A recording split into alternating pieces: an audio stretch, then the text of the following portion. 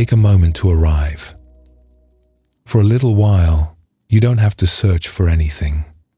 You don't have to reach for the right answer or fix yourself before you can rest. Just be here, exactly as you are. Before we begin, feel free to share what time it is and where you're listening from. Tonight, we are going to explore an old and profound idea from the Buddhist tradition. It is the idea that what we spend so much of life looking for may already be here. Most of us know the feeling of searching for peace, searching for certainty, searching for the right teacher, the right belief, the right path, the one missing piece that will finally make everything settle. And yet, the more we reach, the more tired the heart can become. The Buddha saw this clearly. People came to him carrying questions from every corner of life. Questions about suffering, the soul, the future, the meaning of it all. And again, he turned them back towards something simpler, toward what they could see for themselves.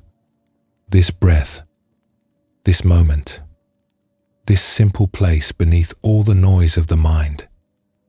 That is the journey we will follow tonight. Not toward some faraway truth, but a slow return to what has been here all along. There is nothing you need to figure out tonight. Nothing to memorize. Nothing you have to understand perfectly. Just rest and listen, and let these stories point you gently back to what was never truly missing. Thank you for joining us here at Midnight Monk. Let us begin. The word Buddha means one who is awake.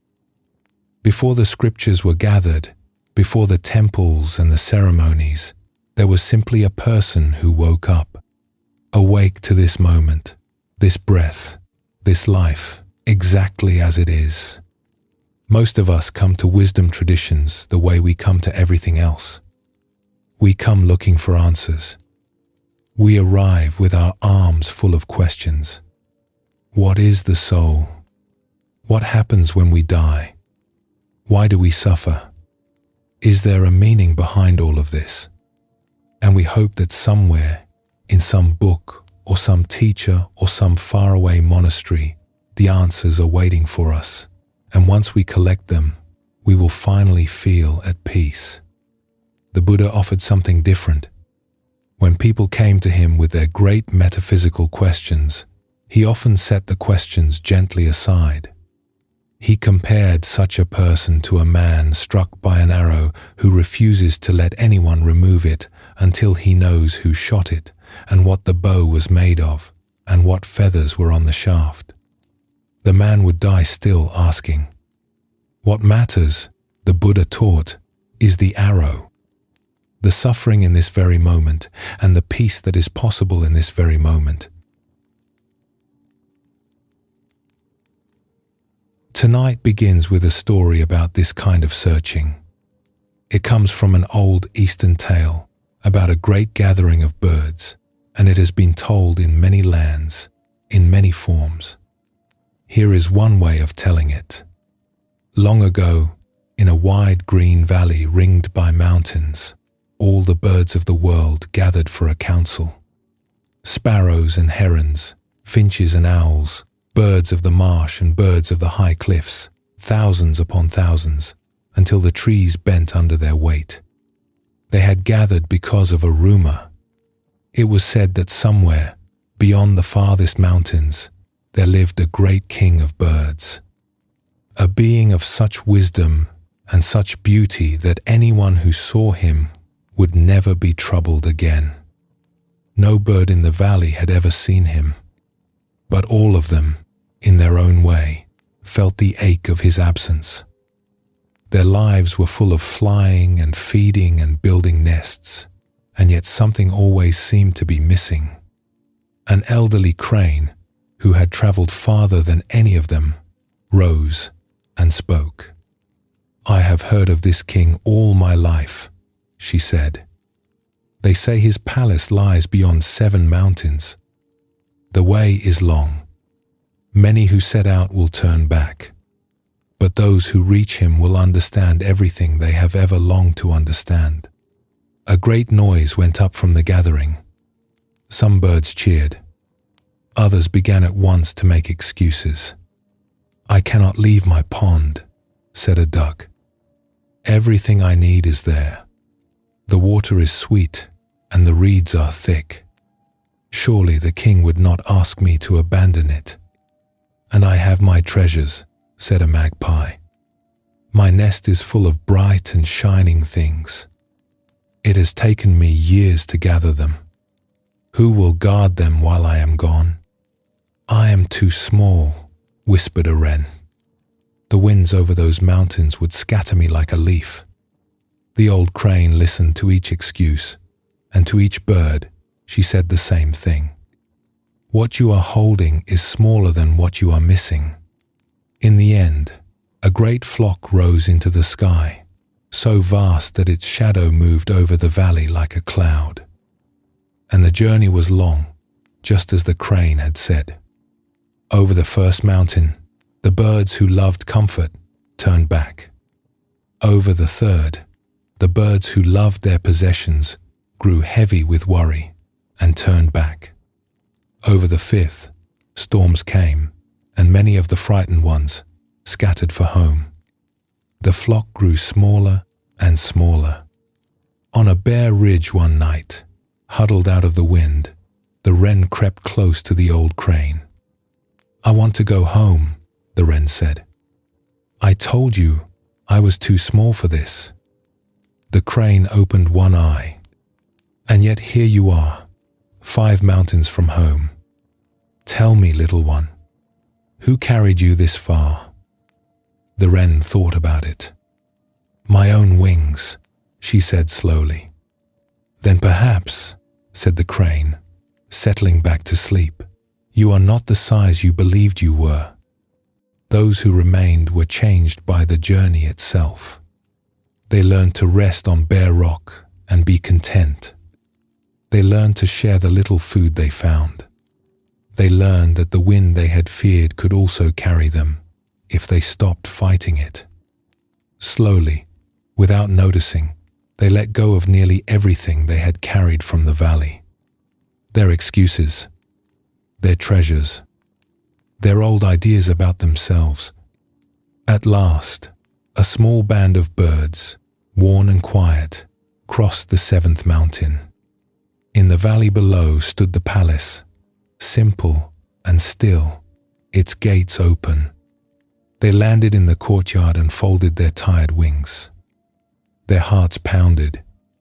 After all this way, they would finally see the king. A gatekeeper came out to meet them. He looked at them for a long moment, and his eyes were kind. "You wish to see the king of birds," he said. "We have crossed 7 mountains," said the wren, who to everyone's surprise had made the whole journey. "We have lost our homes and our treasures and our friends along the way. Please, let us see him." The gatekeeper opened a door and led them into a great hall. The hall was empty except for one thing. Along the far wall stretched a still, clear pool of water, smooth as polished silver. "Look," said the gatekeeper. The bird stepped forward and looked into the water. And there, gazing back at them, they saw the king. His feathers were worn from the wind. His eyes were clear from the long journey. He was not one bird, but all of them, their own faces, reflected together in the stillness. For a long time, no one spoke. Then the wren began to laugh, softly at first, and then with her whole small body. "We flew across the world," she said, "to find what was flying with us the entire way." The seekers were the sought. What the birds were looking for was never in the palace. It was revealed by the journey the way a lamp is revealed when the dust is wiped from its glass. Every mountain they crossed took something from them. Comfort, possessions, fear, pride. And what remained, when all of that fell away, was what they had been seeking from the beginning. The Buddha pointed to this again and again. By oneself is wrong done, he taught, and by oneself one is made pure. No one can purify another.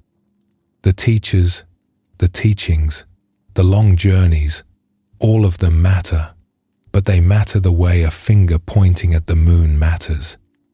The finger is not the moon. The map is not the valley. Sooner or later, every sincere seeker must turn and look into the still water. You do not have to cross 7 mountains to do this. The mountains in the story are made of the things we carry. The duck's pond is our comfort. The magpie's shining collection is everything we cling to. The wren's fear is our own quiet certainty that we are too small for peace, too ordinary, too far behind. Every one of those can be set down right where you are. Tonight, in this chair, in this bed, in this breath. Perhaps you have felt this once or twice yourself in some small, unguarded moment. Standing at a window while the kettle warmed. Walking to the car under a sky just turning dark. For a few seconds the mind stopped reaching, and everything was strangely complete. The world did not become more beautiful in those moments. You simply stopped searching long enough to see that it already was. Those moments are glimpses of the still water in the Great Hall. The tradition we are resting in tonight is really just the art of visiting that water on purpose and staying a little longer each time. Think of how many questions live inside a single ordinary evening. The moon rises, and something in us wonders where the light comes from and where it goes. An owl calls once from a far tree, and we wonder what it knows of the dark that we do not. Snow falls without a sound, each flake finding its own place, and we wonder how anything so quiet can cover a whole world. A river stone sits in the current, smooth and patient, and we wonder how many years of water it took to soften it. These questions are not really asking for answers. They are the heart's way of leaning closer to life. A child asks 100 questions a day, and if you listen carefully, you will notice the child does not always wait for the answer. The asking itself is the joy. The asking is a form of love. Somewhere along the way, most of us lose this. Our questions grow anxious. We stop asking in order to wonder and start asking in order to be certain. We want to know we are right. We want to know we are safe. We want to know how the story ends. And that kind of asking never rests, because life does not hand out certainty. It hands out mornings and evenings, meetings and partings, one breath after another. The Buddhist path begins by noticing the difference. There is a grasping kind of asking that tightens the heart, and there is an open kind of asking that softens it. The first one searches. The second one listens.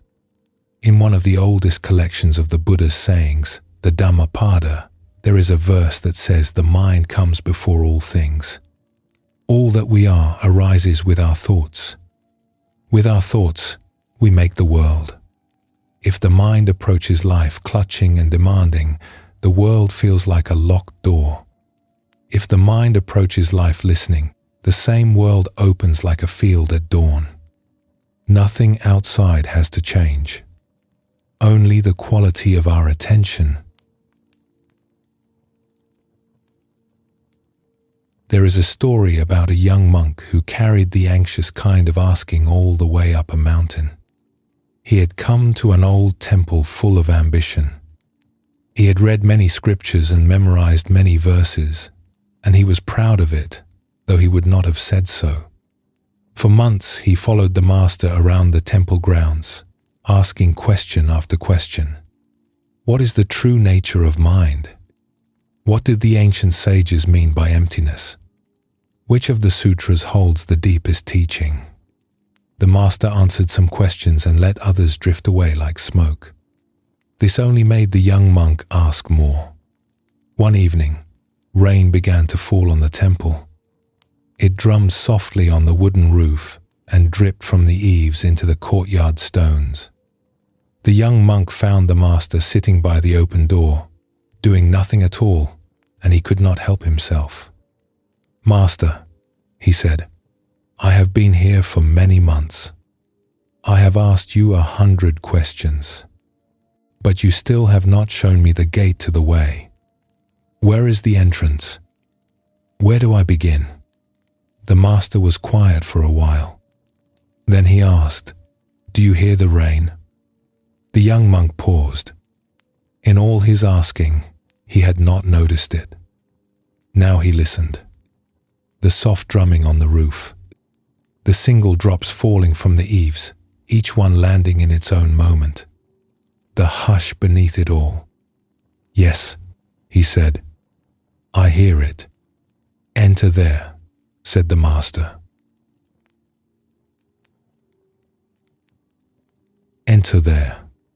The gate the young monk had been searching for opened in the sound of the rain, met completely, with nothing added. This is what it means to listen with the heart. It is the simplest thing in the world, and we pass it by 1,000 times a day. We listen to reply. We listen to judge. We listen with one ear while the mind rehearses tomorrow. And all the while, beneath our busy hearing, the world goes on offering itself. Rain on a roof. A dog barking 2 streets over. The breath of someone sleeping nearby. The heart listening the old masters spoke of is not a technique. It is what happens naturally when the questions grow quiet. You hear a sound, and for one clean moment, it is just a sound. You are not naming it, judging it, or using it. You are simply with it. And in that moment, there is no searching, because nothing is missing. The Buddha encouraged exactly this kind of direct knowing. When the people of a certain village told him they were confused because so many teachers passed through with so many conflicting doctrines, he did not hand them one more doctrine. He told them not to accept a thing merely because it was tradition or scripture or the word of a respected teacher, and that includes his own words. "Know for yourselves," he said. "When you see for yourselves what leads to harm, set it down. When you see for yourselves what leads to peace, live inside it. Know for yourselves." It may be the most generous instruction any teacher has ever given. It means the final authority on peace is not far away, in a palace beyond 7 mountains. It is the quiet awareness resting here in this very moment. The one that hears the rain. The one that has been listening all along, beneath every anxious question, patient as a river stone. Somewhere in the space around you right now, there is a sound.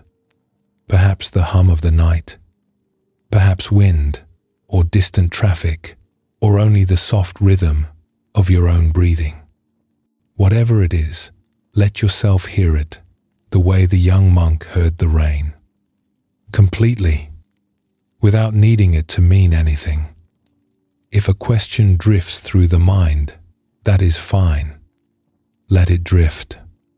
You do not have to answer it tonight. Questions are welcome here, the way birds are welcome in a valley. They can land, rest, and lift away again. You are the valley, not the birds. And in this listening there is nothing to find. The searching has paused, and yet nothing is missing. This is a small taste of what the whole tradition points to. What we are looking for is doing the looking. What we are seeking has been flying with us the entire way. Let us rest here for a moment. There is no hurry at all. Feel the quiet, and when it feels natural, we will continue on together.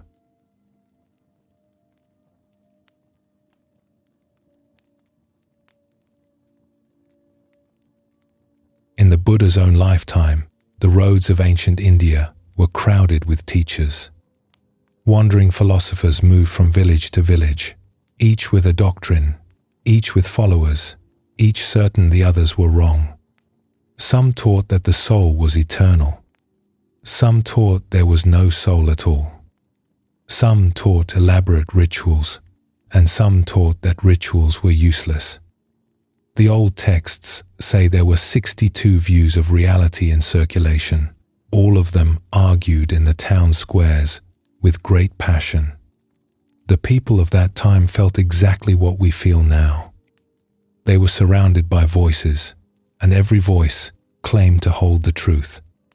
The Buddha watched all of this with a kind of tender amusement.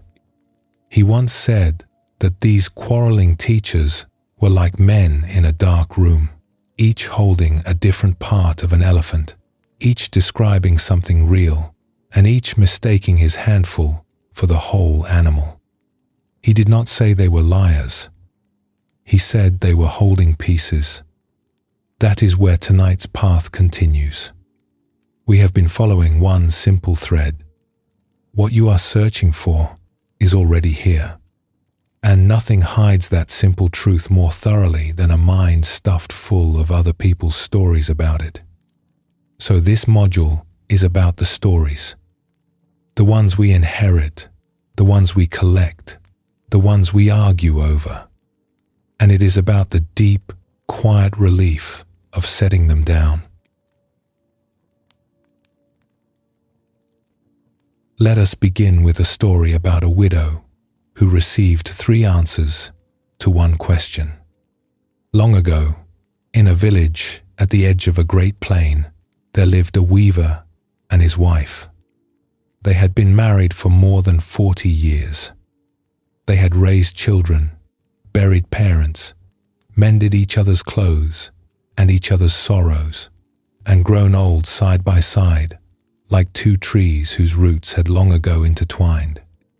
When the weaver died, peacefully and in great age, the whole village mourned with her, because everyone had loved him. The widow grieved as anyone grieves. But beneath her grief lay a question that would not let her rest. Where had he gone? What had become of the one she loved? In that region there lived 3 renowned teachers, and in time she visited each of them. The first teacher lived in a temple of golden bells. He received her warmly and said, "Do not weep. I have prayed for your husband every day since his passing, and I have seen where he has gone. He dwells now in a paradise in the west, a land of light, and he is at peace among the blessed." And the widow felt comforted, and she went home. But some weeks later she visited the second teacher, who lived in a cave above the river, and he too received her warmly. "Do not weep," he said. "I have kept vigil for your husband, and I have seen his path. He has already returned. His spirit has entered a new life, small as a seed, and he is beginning the journey again." And the widow walked home slowly, because this was a beautiful answer too, and it did not agree with the first one at all. Still later, she sought out the third teacher, an old woman, famous for her visions, who lived among the hills. "Ah," said the old woman before the widow had even asked her question. "I am glad you have come. I have seen your husband. He has become one with the great river of life itself. He is in the rain now, and in the barley, and in the wind, through the doorway of your house." And the widow thanked her and left, and by the time she reached the plain she did not know whether to feel comforted or completely lost. 3 teachers, 3 visions, 3 beautiful answers, and no way to lay them side by side. At last, she climbed the mountain behind the village, where a hermit lived in a small stone hut. She told him everything. The paradise in the west, the new life beginning, the great river. She told him she no longer knew what to believe, and that her not knowing had begun to hurt more than her grief. The hermit listened all the way to the end. He poured her a cup of water and let the silence settle around them. Then he said, "May I ask you something?" "Please," said the widow. "When you sit alone in the evening, in the quiet, with all 3 of those stories set aside, when it is just you and your breath and 40 years of love, what do you know then? Not what you have been told. What do you know?" The widow sat with the question for a long time.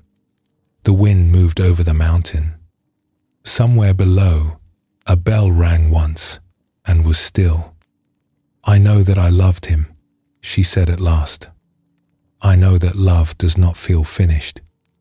I know that everything I have ever watched, the barley, the seasons, my own 2 hands, changes and keeps changing, and that he and I were part of that too.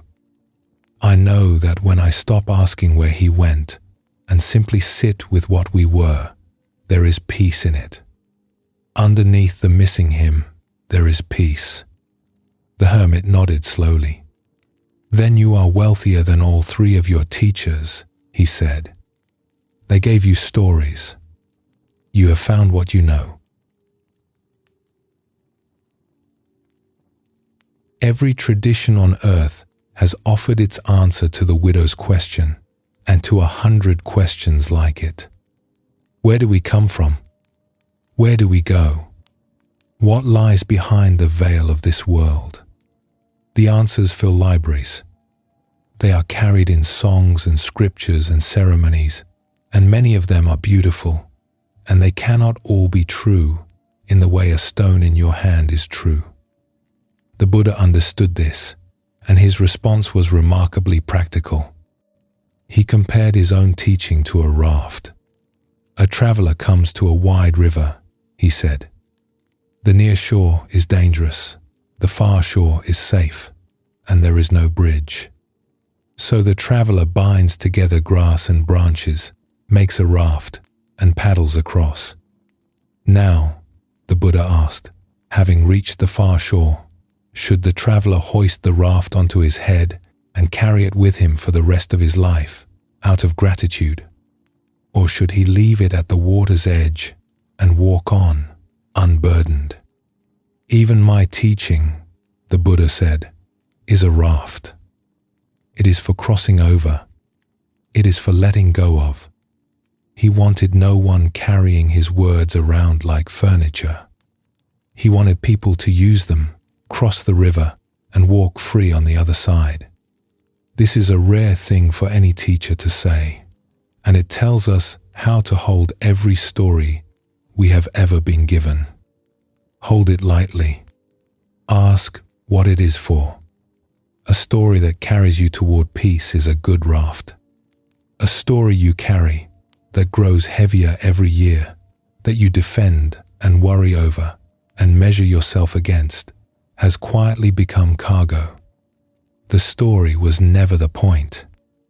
The far shore was the point. The peace was the point. There is a gentle truth hidden inside all that confusion the widow felt. Confusion is often a sign of honesty. The person who has never been confused has usually just stopped looking. Every sincere seeker in every age has stood in that same crowded marketplace of voices, feeling lost. Feeling lost in a marketplace simply means you have noticed there is more than one stall. So if you have ever felt bewildered by it all, if you have read the books and heard the teachers and come away with more questions than you began with, you are in the oldest and best of company. The widow felt it. The seekers of the Buddha's time felt it. Bewilderment is what an honest mind feels when it takes the world seriously. and it carries a hidden gift, because the mind that admits it does not know is finally soft enough to learn. Certainty is hard ground. Nothing new can take root in it. The confused heart, strange as it sounds, is fertile. There is another story about a seeker who spent half her life collecting rafts. She was born in a small town, the daughter of a fruit seller, and from childhood she burned with one desire. She wanted wisdom, real wisdom, the kind she imagined the great sages possessed. When she came of age, she went to the teacher who lived nearest, a quiet man who kept a garden, and asked to study with him. "You are welcome to stay," said the gardener, "though I warn you, what I teach is very plain." She stayed a month.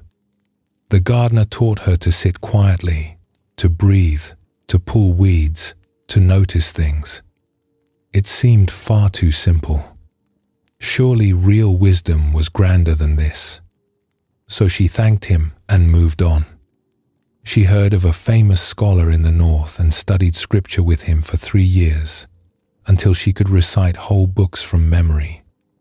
Then she heard of a mystic in the mountains and learned to fast and keep long vigils. Then a master of sacred chanting. Then a teacher of philosophy who could argue any position and its opposite. Decade after decade she traveled, and her mind became a great storehouse. She could speak of emptiness in 4 languages. She had opinions about every doctrine and every teacher, and she carried them all with her, everywhere, like a merchant who cannot stop acquiring goods.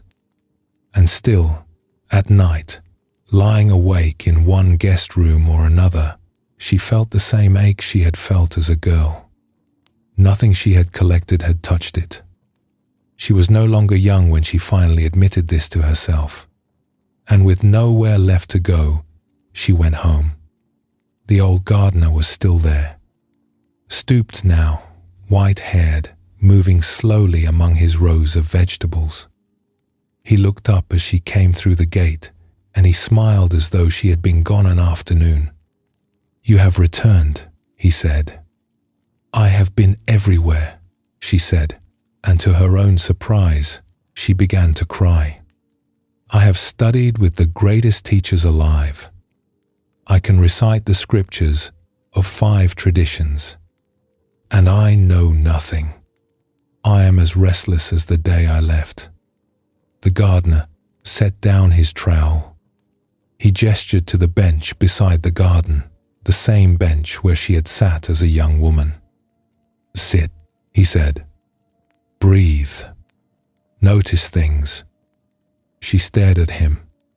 "That is what you told me 40 years ago." "It is what was true 40 years ago," said the gardener. "It has patiently remained true while you were traveling." She sat down on the bench. She was too tired to argue, too tired to seek, too tired to add even one more idea to the storehouse. And in that tiredness, something wonderful happened. The storehouse stayed shut. She simply sat. She heard the evening birds. She felt the warmth of the sun leaving the stones. She noticed her own breath, moving in and out, patient as ever, having accompanied her across the whole world and asked nothing in return. The ache she had carried since childhood grew very quiet. It was still there, but it had changed. It no longer felt like something missing. It felt like something waiting, and the waiting was over. She began to laugh through her tears. Half a lifetime of travel, and the bench had been here the entire time. There is one more small story worth telling here, about a man in a mountain village who had misplaced his own knowing. He was a good man, a maker of sandals, but he had one weakness. He believed whatever the last person told him. If a neighbor said the winter would be hard, He worried all autumn. If another neighbor said the winter would be mild, he relaxed completely until a third neighbor disagreed. His opinions changed with every conversation, and the village children joked that you could tell who he had spoken to last by the look on his face. One day, worn out by it, he walked to the edge of the village where a respected elder lived, a woman known for her plain good sense. "Everyone says I am a fool," he told her. "Tell me honestly, am I a fool?" The elder looked at him kindly. "You have come to ask me whether you are a fool. What do you think yourself?" The sandal maker hesitated. "I do not know. Some days I think I am not. But then someone tells me I am, and I believe them." "There it is," said the elder. "The trouble was never in your head. You have a perfectly good mind. The trouble is that you keep handing it to other people. A man who asks his neighbors whether the sky is blue when he is standing under the sky has not lost his sight. He has only stopped using it." The sandal maker walked home under that same sky, and for the first time in years, he looked up and decided for himself. The Buddha had a word for how his teaching was meant to be approached. Ehipassiko, in the old language, come and see. His teaching was a come and see teaching. Sit, breathe, notice things, and watch what is true reveal itself in your own experience. Belief was never the entrance fee. Attention was. So what do we do with all the stories? The ones from our childhood, the ones from books, the ones from the 3 teachers, the ones we tell ourselves at 2 a.m. We do not have to burn them. We do not have to win the argument about which one is right. We simply set them down for the night, the way you set down a heavy bag inside the door. The bag is not evil. You are just done carrying it today. Notice how the body responds to that. Somewhere in the shoulders, in the jaw, in the space behind the eyes, something has been holding all those stories upright. Managing them, defending them. When they are set down, even for an hour, that something gets to rest. This is available every single evening. It is one of the oldest kindnesses you can offer yourself. And underneath the stories, what remains is what remained for the widow on the mountain. What you know. Not much, perhaps. Love was real. Things change. There is peace beneath the questions when the questions grow still. It is not a grand doctrine. It would not win any debate in the town square. But it is yours. It was found and not received, and no teacher on any road can take it from you.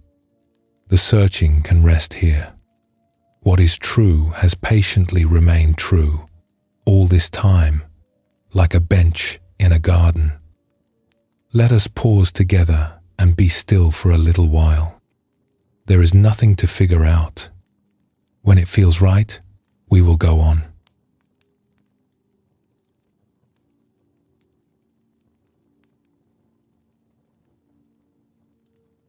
On the night of his awakening, the Buddha sat alone beneath a great tree. He had spent 6 years searching. He had studied with the most famous masters of his time and mastered everything they taught. He had tried austerity so severe that he nearly died of it. Every path anyone could recommend, he had walked to its end. And the peace he sought was not at the end of any of them. So, on that night, he stopped consulting. He sat down, settled his body, and turned his attention to what was actually happening. His breath, the sensations rising and passing, the thoughts appearing and dissolving like clouds crossing an empty sky.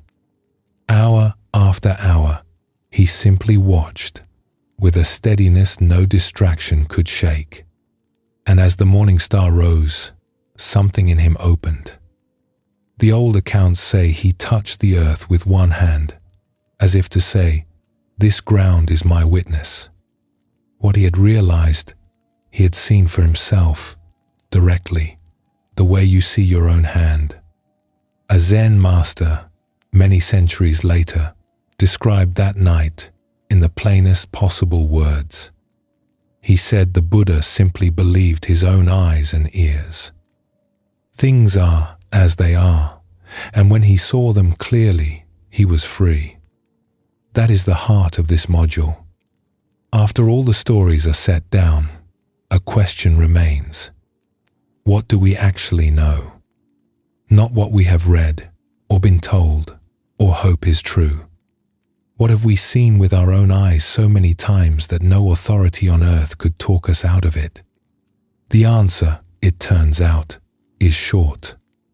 And that short answer holds more peace than all the libraries. An old tale, told in the mountain countries, follows two travelers and one storm. In the old days, two merchants were crossing a high mountain pass, each headed to the market town on the other side. They did not know each other. They had simply fallen in step on the trail, the way travelers do, one older and one younger, and they walked together for company. Halfway across the pass, in the late afternoon, a storm gathered. It came the way mountain storms come, all at once, the sky turning the color of slate, the wind bending the small pines flat, the thunder rolling from ridge to ridge like an enormous drum. The two men sheltered under an overhang of rock and watched it together. "This is a terrible sign," the younger man shouted over the wind. "Do you feel it? The mountain is furious." The older man watched the rain come down in silver sheets. "I feel rain," he said. "Cold rain, and a good deal of it." "You feel nothing more than that?" "I feel glad we found this rock," the older man said, and pulled his cloak around him. For 1 hour the mountain roared. Lightning stood for an instant on the far peak like a white tree, and then it passed, as storms do, and the evening came out washed and shining, and the two men went their separate ways. In the market town, that night, the younger merchant sat by the fire at an inn and told his story. "It was an omen," he said to the gathered listeners. "I have never seen the sky so angry. The mountain was warning me. I had been planning a risky trade, and now I will not make it. When the heavens shout like that, only a fool refuses to listen. That storm changed the course of my life." On the other side of town, at another inn, the older merchant sat by another fire. "It was a blessing," he told his listeners. "I have crossed that pass 40 times, and I have never seen anything so magnificent. The lightning on the peak, the whole sky alive. I felt 20 years old again. I felt the gods were putting on a festival just for us. That storm was the finest hour of my journey. An omen and a blessing. A warning and a festival. Two stories, told the same night, about the same hour of rain. And up on the pass, in the darkness, the mountain stood exactly as it had stood for 1,000 years. Rain had fallen on it. Wind had crossed it. The mountain had not been angry, and it had not been celebrating. It had simply been a mountain in the rain. The storm was real. The meanings were made. Both merchants saw the same rain and the same lightning, and each wove a story around it, and each walked away, living inside his story instead of inside the weather. We do this all day long. Something happens, plain as rain, and within moments the mind has wrapped it in interpretation. A friend does not reply to a message, and by evening we have written a whole drama about what it means.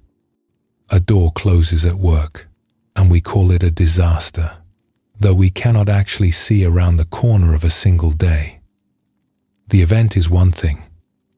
The story is another, and most of our suffering lives in the second thing, in the telling, in the meanings we add and then mistake for the world.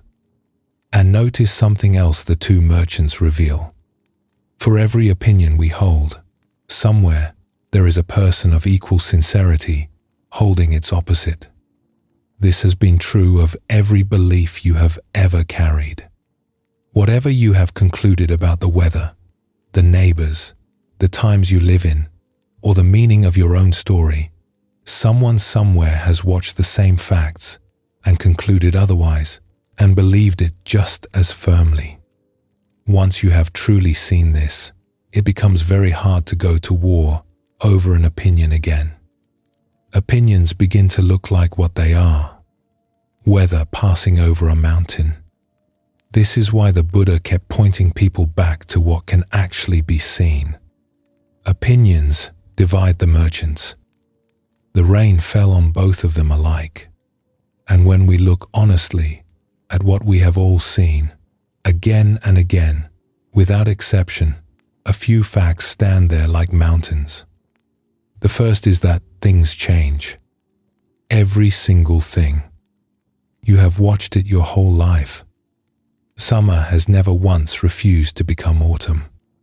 The body you had at 7 is gone, and the one you had at 20, and every feeling you were ever certain would last forever, has softened, shifted, and made way for another. There is a verse in the Dhammapada that says all conditioned things are impermanent, and that when a person sees this clearly, with wisdom, they turn away from suffering. It sounds austere until you feel what it really offers. If everything changes, then no storm is final. No grief is a life sentence. No tangled situation stays tangled. Change is not the enemy of peace. Change is the reason every hard night has been followed, so far, by a morning. The second thing we know is that life comes in pairs. Sweet and bitter, meeting and parting, praise and blame, gain and loss, the warm day and the cold one. No life has ever been built out of only the pleasant half, and no honest person claims otherwise. There is strange comfort in this. When difficulty arrives at your door, it does not mean you have failed or been singled out. It means you are alive, and life has come in, wearing one of its two faces, as it does in every house on earth. And the third thing, perhaps the most useful of all, you have felt, in your own chest, the difference between clutching and releasing. Everyone has. The tightness of gripping something, an argument, a plan, a person, a version of yourself, and the almost physical relief when the grip finally opens. No scripture is needed to establish this. Your own shoulders have been teaching it your whole life. Things change. Life comes in pairs. Grasping tightens, and letting go eases. Almost everything else is commentary.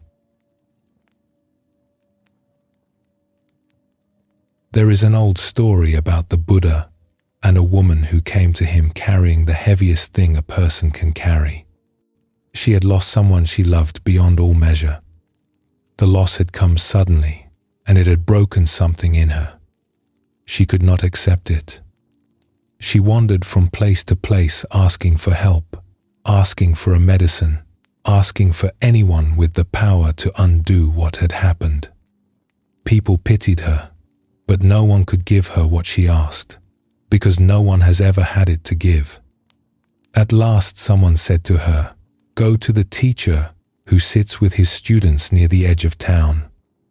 If anyone can help you, he can. So she came to the Buddha, and she knelt before him, and she poured out her grief. "They say you are the awakened one," she said. "Then awaken this. Give me back what I have lost. I will do anything." The Buddha looked at her for a long moment, and his eyes were full of kindness. He did not correct her.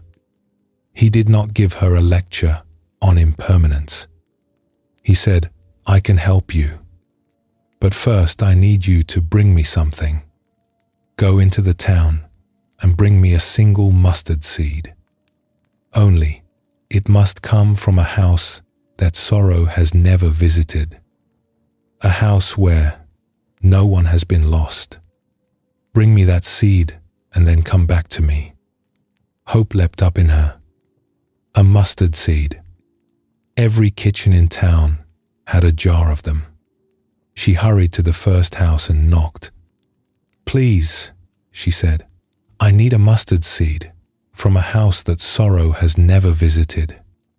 The woman at the door was quiet for a moment.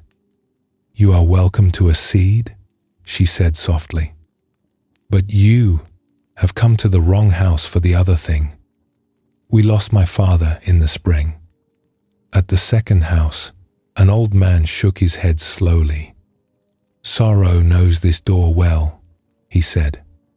"Come in and rest, if you like, and I will tell you who we have loved and lost." She did not go in, not at that house.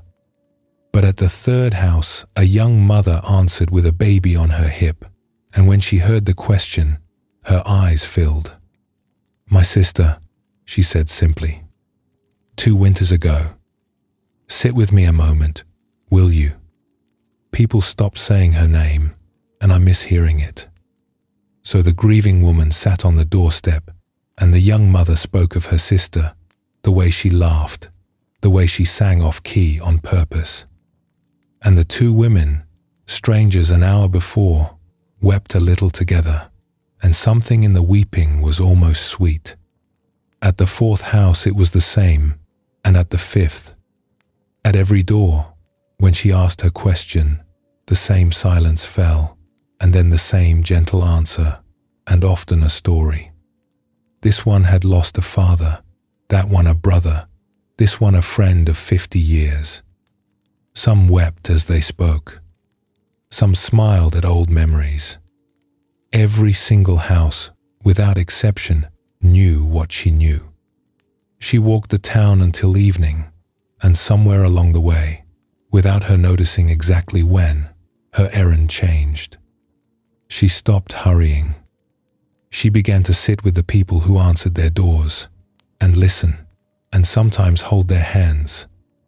By the time the lamps were being lit, she was no longer searching for the seed. She returned to the Buddha with empty hands and a different face. "You could not find the house," he said gently. "There is no such house," she said. "I thought sorrow had come only to me. I thought my door was the only one it knew. It has visited every home in that town and every home in the world." She was quiet, and then she said, "And in every one of those houses, people are still lighting their lamps, still cooking their evening meal, still going on, carrying what I carry. Nothing had been undone. What she had lost was still lost, but the loss had changed its shape. It was no longer a wall separating her from all the world. It had become a doorway into the world, into every house, into every heart that had ever loved someone. She stayed near the teacher after that, they say, and she found her peace, and she became known for her kindness to those newly arrived in grief." The Buddha gave her no doctrine that day. He gave her an errand, and the errand let her see for herself. This was always his way. Truth that is handed to us stays on the surface, like rain on hard ground. Truth that we discover soaks in and changes the soil. There is a real difference between the two, and you can feel it. You can read 100 descriptions of rain, its causes, its chemistry, its poetry, and know less of rain than a child who has stood in one downpour with her face turned up. The descriptions are about rain. The downpour is rain. The spiritual life, as the old masters understood it, is a long, gentle movement from the first kind of knowing to the second, away from the descriptions, into the downpour. The same is true of peace itself. Peace described is a pleasant idea. Peace felt, even for 3 breaths, is a homecoming. Whenever you have set down a worry, truly set it down, and felt the evening open around you, you were not thinking about peace. You were standing in it, the way the child stands in the rain. And once you have stood in it, no argument can convince you it does not exist, because you were there. That is the kind of knowing the Buddha trusted under the tree. Small, direct, and completely yours. And what a relief that the curriculum is so short. Things change. Life comes in pairs. Letting go eases the heart. Sorrow visits every house, and every house goes on lighting its lamps. You have already verified every one of these, in your own life, with your own eyes. Nothing more needs to be memorized tonight. Nothing needs to be believed. The few things you truly know are enough to rest on, the way the mountain rests under any weather at all. The storm passes. The mountain remains. The stories come and go. What you know stays quietly here. Let the mind settle for a moment, like evening coming to a mountain pass. There is no need to hold anything. When you feel ready, we will walk on together.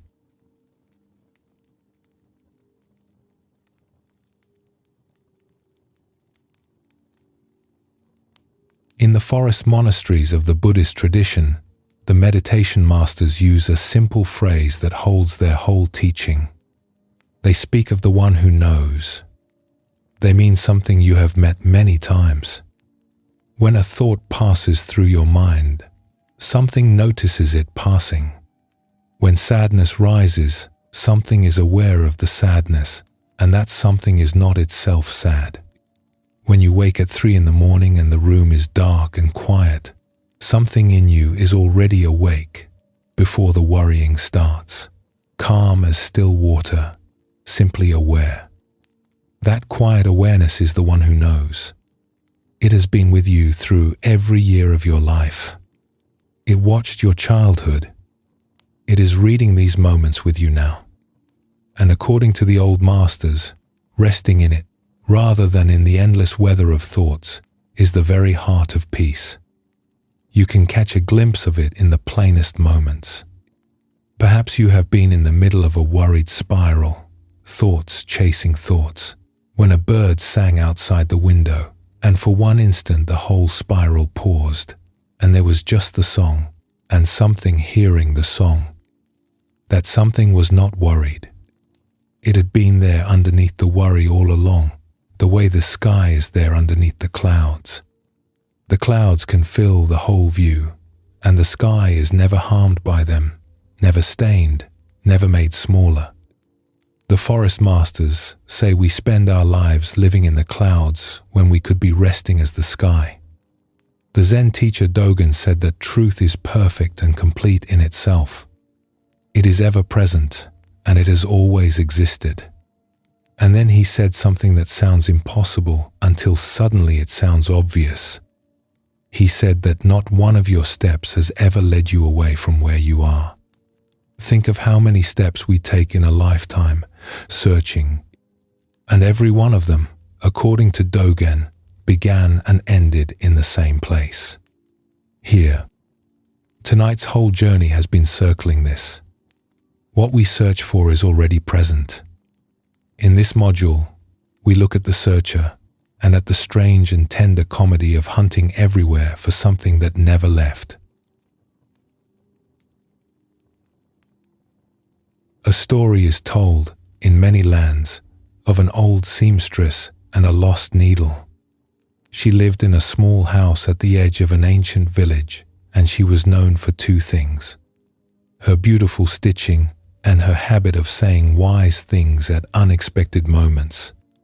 One evening, just as the light was turning gold, her neighbors found her outside on the road in front of her house, bent over, searching the dust. She moved slowly along the ruts, peering at the ground, sweeping her hand over the dirt. "What have you lost, grandmother?" asked a farmer on his way home. "My best needle," she said. "The silver one. I cannot sew without it." Well, the whole village loved her, so one by one they joined the search. The farmer set down his tools. Two young women left their water jars by the well. A merchant closed his shutters early. Soon 7 or 8 people were crawling along the road in the fading light, sifting the dust for a silver needle. "Was it near the gate that you dropped it?" asked one of the young women. "Search wherever you like, dear," said the old woman pleasantly. They searched as the gold light turned to grey. They searched until backs ached and knees were sore. Finally, the farmer stood up and stretched. "Grandmother," he said, "we have covered every finger of this road twice. Tell us exactly where you were standing when you dropped it. That will narrow the search." "Oh," said the old woman, still sweeping the dust with her palm, "I did not drop it on the road. I dropped it inside my house. Somewhere near my sewing bench, I think." The searchers went completely still. The two young women looked at each other. The merchant stood up slowly. "You dropped it inside your house," the farmer said carefully, "and we are searching the road." "Yes," said the old woman. "Grandmother, why in heaven's name are we searching out here?" She sat back on her heels and looked up at them, and there was a spark in her old eyes. "Because the light is better out here," she said.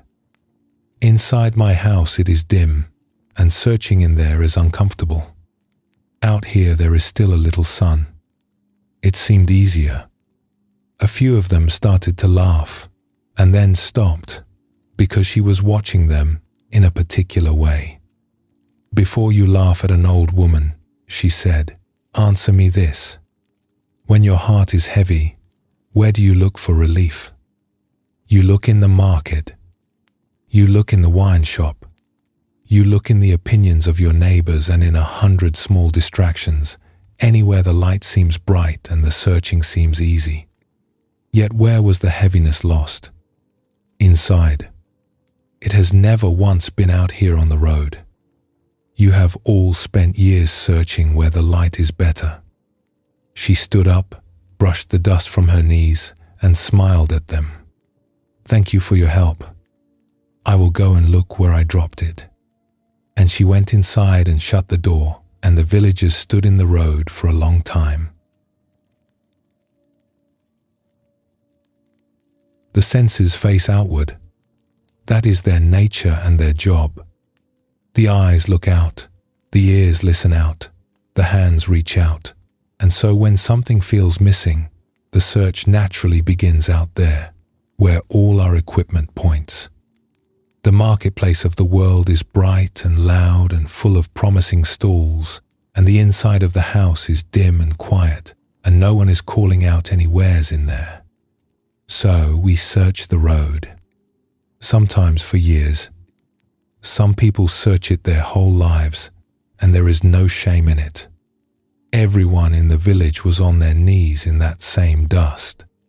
And notice what the searching actually costs. It is tiring in a particular way. You can spend a whole day in the bright marketplace, buying and comparing and being entertained, and come home more depleted than when you left, because the one thing you were really shopping for was never on any of the shelves. The tiredness so many people carry is often this exact tiredness. The exhaustion of the road. Knees knees sore from dust that never held the needle. But the needle is in the house. The piece we are missing was lost somewhere near the heart, and that is the only place it has ever been. The Buddha put it without any decoration at all. The heart is tangled from within, he taught, and it is untangled from within. The whole path he laid out, all the years of it, is really just the walk from the bright road back through one's own doorway. One thing makes the walk easier than it looks. The house is not empty. Something is waiting in there, and it is friendly. It is the one who knows. The moment you turn your attention inward, even for a few breaths, you meet it. The quiet awareness behind your eyes. It is not dim at all once you are inside. It has its own light. There is another story, a very tender one, about a little girl who lived with her mother and father in a cottage at the edge of a great forest. She loved that forest. She knew the paths near her home the way she knew her own hands, and she was allowed to wander them in the afternoons, gathering berries and interesting stones, as long as she came home before the light failed. One warm afternoon, chasing a butterfly, she wandered farther than she had ever gone. One unfamiliar path led to another. When the butterfly finally lifted over the treetops and vanished, she looked around and realized that nothing looked like home. The trees were taller here. The light came down in unfamiliar patterns.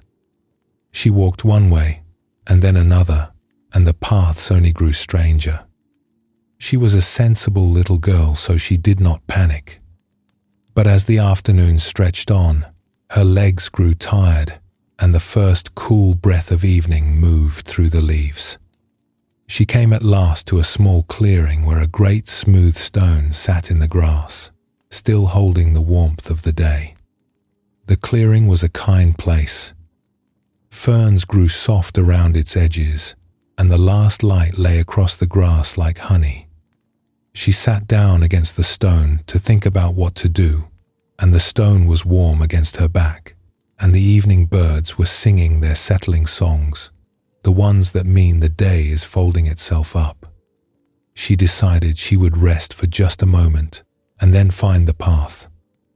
Her eyes closed. The bird song grew distant and sweet, and because she was so very tired, she fell fast asleep against the warm stone, safe as an egg in a nest, while the first stars came out above the clearing.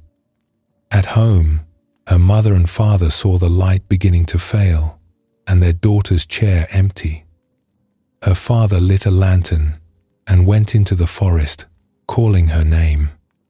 Her mother went to the neighbors, and soon a dozen lanterns were moving through the trees, and a dozen voices were calling. They searched the near paths, and then the far ones. The moon rose. The little girl, deep in the sleep that only children sleep, heard nothing. Once, a lantern passed within 100 steps of her clearing, its light sliding over the ferns, and moved on into the dark, so close, and she slept peacefully through it, and the stone kept her warm.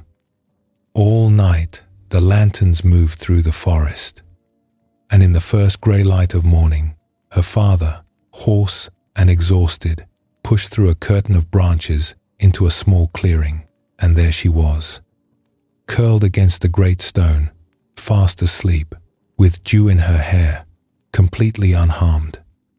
He shouted with joy. The shout woke her.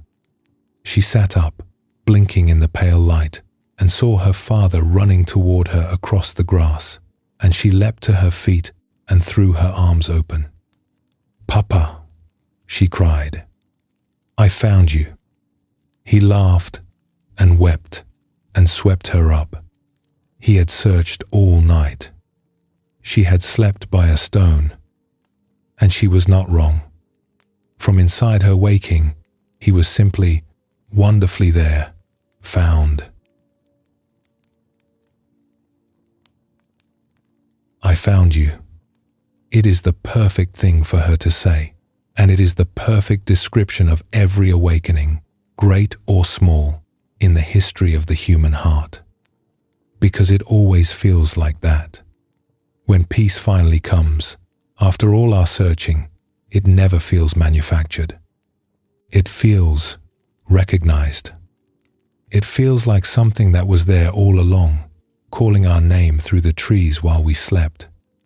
People who touch a moment of real stillness almost never say, "Look what I built." They say, "It was here the whole time." The girl slept and was found and woke, saying, "I found you," and both things are true, and they are the same thing. This is why the great teachers of every tradition sound less like people delivering news and more like people reminding us of something. The Buddha's authority was of this kind. He described the human heart with such accuracy that his listeners kept discovering they already agreed. Craving leads to suffering. The mind is restless and hard to guard, and the tamed mind brings happiness. As a solid rock is unshaken by the wind, so the wise remain steady through praise and blame. When people heard these things, something in them stood up and said, "Yes, I have seen this. I have always known this." The teaching did not install the knowing. It woke it. You have likely felt this yourself. Some line in a book, some sentence spoken by a friend, and a bell rings somewhere in your chest. The feeling is never quite like learning. Learning feels like receiving something new.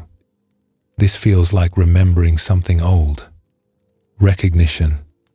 The word itself means to know again. All true wisdom, when it finally arrives as a homecoming. That is the one who knows, answering to its name. And Dogen's strange sentence begins to make sense.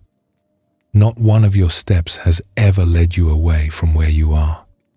The little girl wandered far from home, and she never left the forest that held her cottage. The old woman searched the road, and her house stood behind her the entire time, door unlocked. However far the mind wanders, into the past, into worry, into the bright marketplace, awareness itself has never taken a single step. It is always exactly here. You cannot wander away from the one who knows, because the one who knows is what notices the wandering. We are, all of us, asleep beside the warm stone, closer to home than we think, already being searched for by what we are searching for. So tonight, the resting is simple. You do not need to hunt for the one who knows, because hunting is more searching, and we are done with searching for the evening. Instead, notice what is already happening. You are aware. Sounds are being heard. The weight of your body is being felt. Thoughts drift through, and something notices them drifting. That noticing needs no effort and no improvement. It is already complete, the way Dogen said. Already here, the way it has always been. If the mind wanders off down some bright road, let it. It will come back. It always comes back, because there is nowhere else, finally, to go. And each time it returns, it is met by the same quiet, patient awareness, holding still like a warm stone in a clearing, keeping your place. There is even a way to rest in this without doing anything at all. Simply let yourself be found. The little girl did not navigate her way home. She rested, and the search came to her, and the reunion happened by itself in the morning light. Some evenings, that is the whole practice. Stop navigating. Stop even trying to be peaceful, which is its own subtle form of searching. Lean back against what is already here, the way she leaned against the stone, and trust that what has always been looking for you knows the way to this clearing. Home was never lost.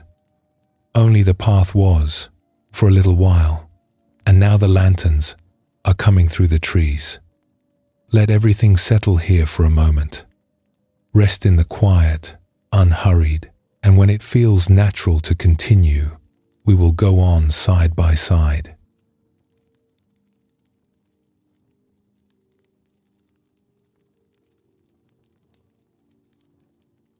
The Buddha organized his entire teaching the way a good physician organizes a diagnosis.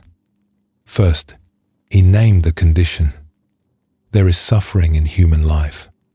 Everyone who has lived a single year knows this, and he saw no point in pretending otherwise.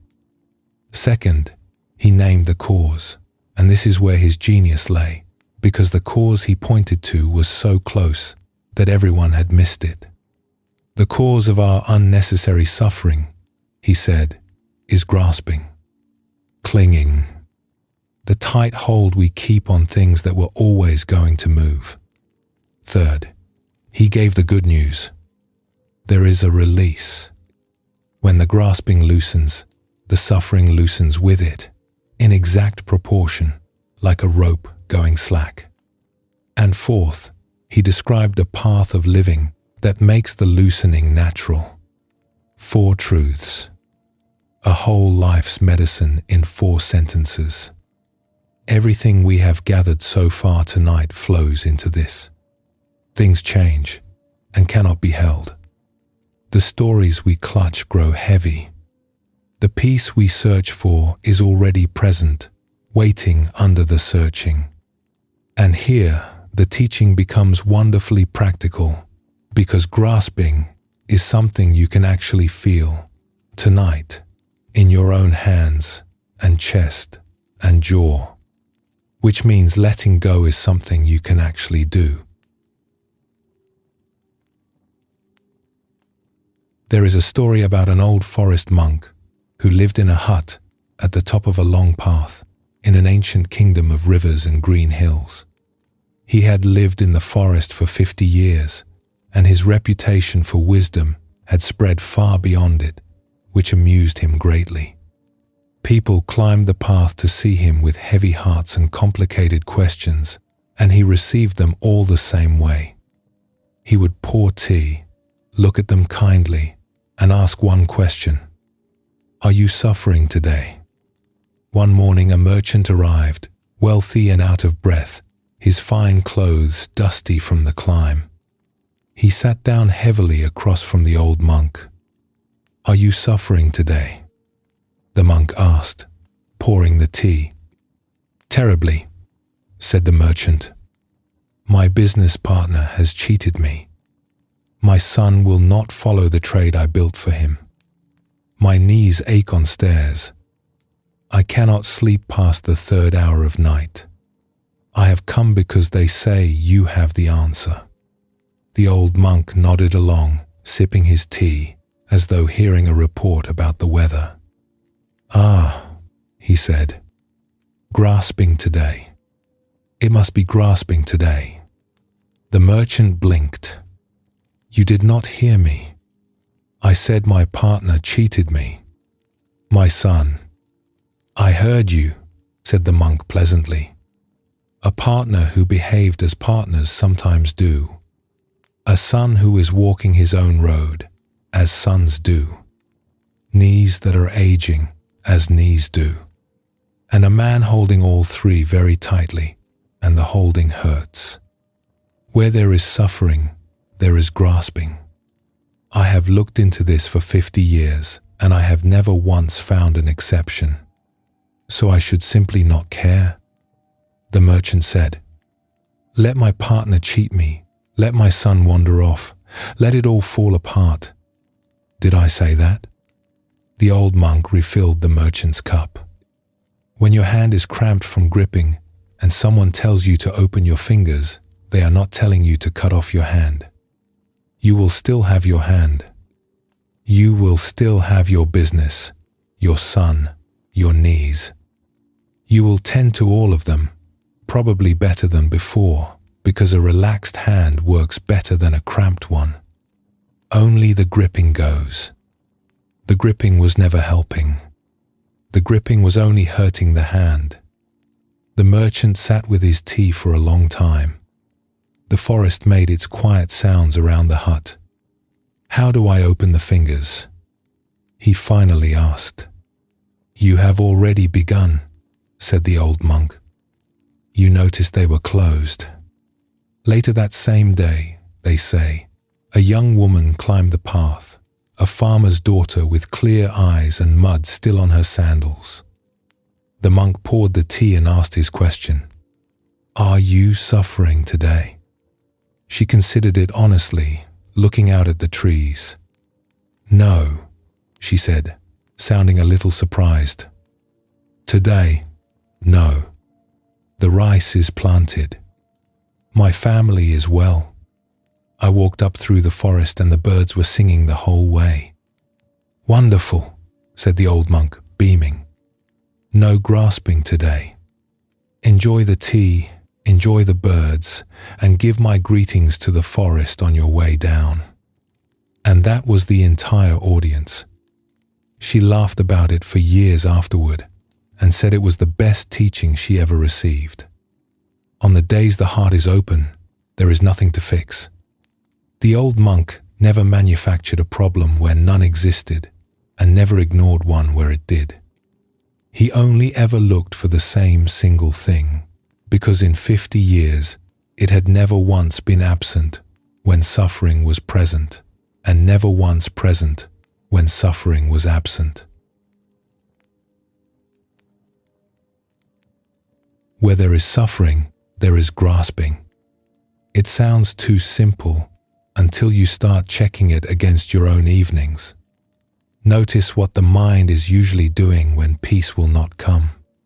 It is holding something, replaying a conversation from the afternoon, gripping it, turning it over, editing what should have been said, or holding a plan for tomorrow so tightly that tomorrow has already invaded tonight, or holding a person, insisting in the quiet of the heart that they be different than they are, kinder, closer, more like they used to be, or holding a version of ourselves, younger, further along, more finished, and measuring the days every hour against it. None of these are exotic sins. They are just fingers, closed. And the moment of noticing them is exactly what the old monk said it was. The beginning of opening. The body knows all of this before the mind does. Grasping is never only mental. When the mind clenches around a worry, somewhere the jaw sets, the shoulders creep upward, the breath grows shallow and high in the chest. You can read the mind's grip in the body the way you can read wind in the trees. And the kindness works in the other direction too. When the shoulders drop and the breath deepens, the thought that was being held so fiercely often loosens on its own, as though the fingers of the mind and the fingers of the body were the same fingers.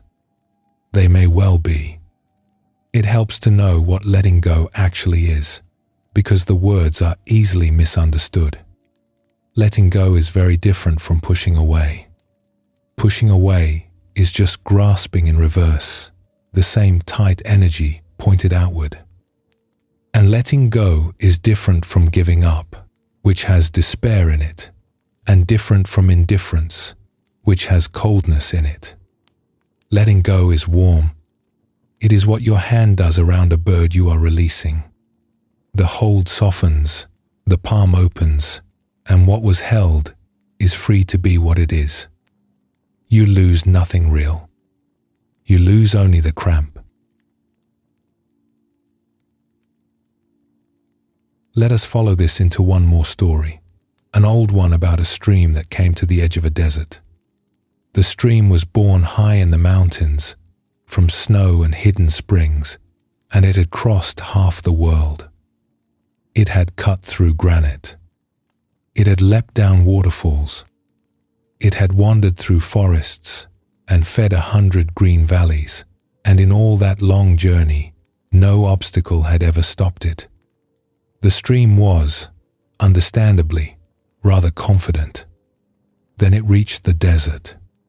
The sands stretched to the horizon, gold and silent, without a single stone to flow around or a valley to flow down.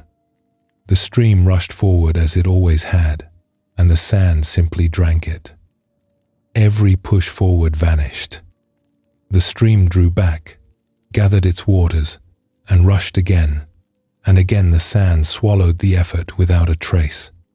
For the first time in its long life, the stream could not find a way. And out of the silence of that place, a voice spoke. It was the desert wind, which had crossed those sands 10,000 times. "Little stream," said the wind, "you cannot cross the sands that way. Rushing has carried you this far, and rushing ends here. If you hurl yourself forward, you will only become a marsh, and then nothing. There is a way across, but it is very different from anything you have done." "Tell me," said the stream.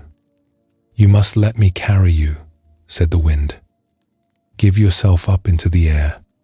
Rise as vapor, light as breath. I will bear you over the whole desert, and on the far side there are mountains, and there I will set you down as rain, and you will run down those slopes and become a stream again. This is how water has always crossed the sands. There is no other door." The stream was afraid. "But if I rise into the air, I will lose myself.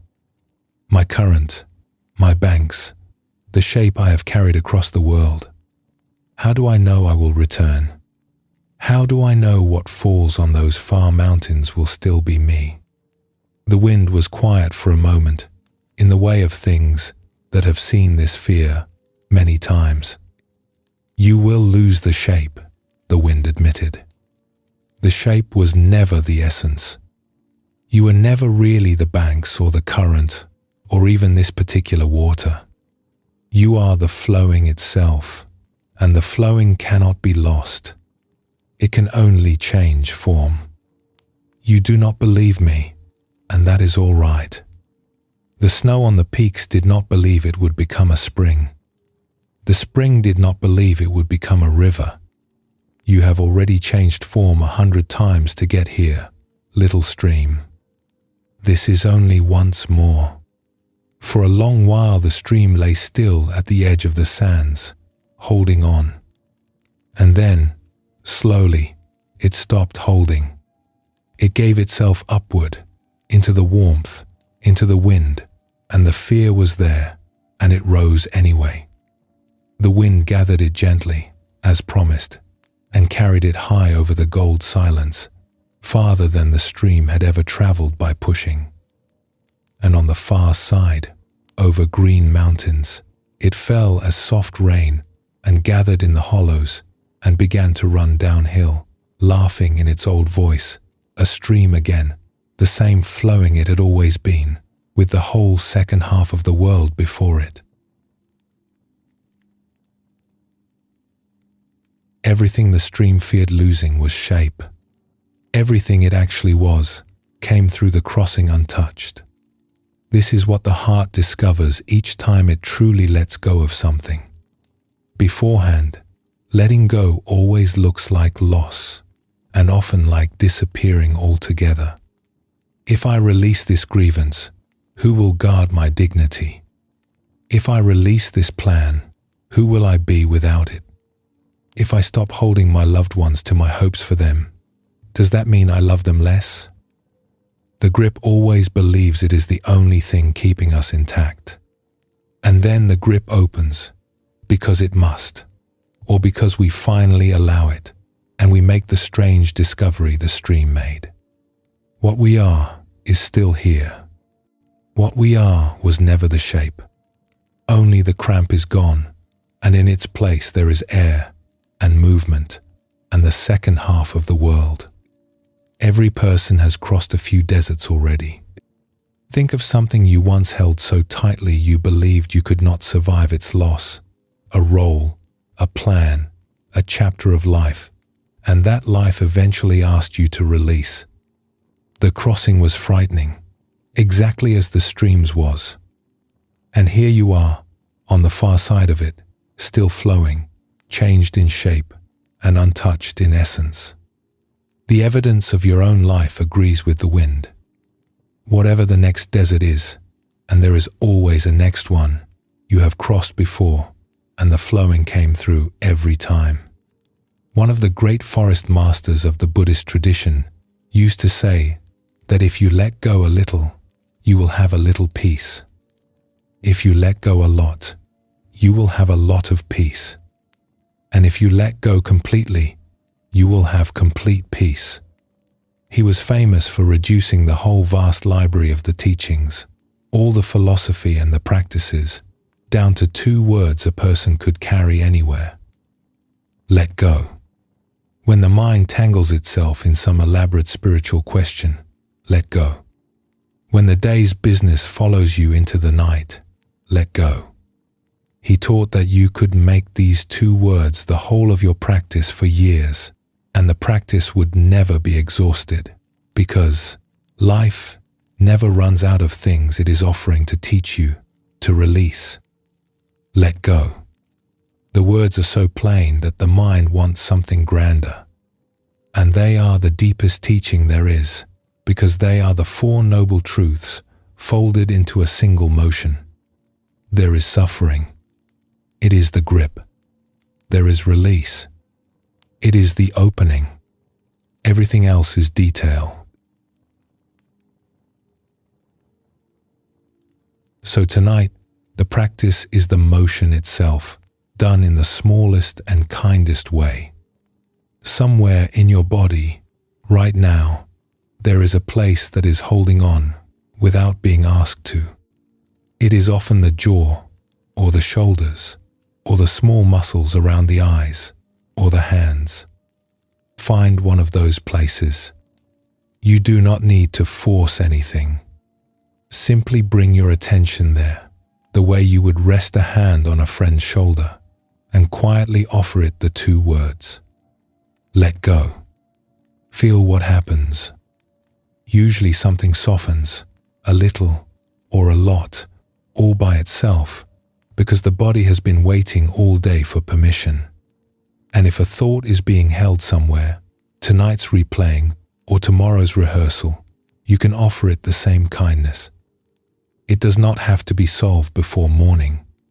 Nothing does. The wind knows the way across, and it has never once dropped the water it carried. Let go a little. That is enough for one evening. We will rest here a while. Let the breath come and go as it pleases, and when you feel like walking on, the path will be waiting.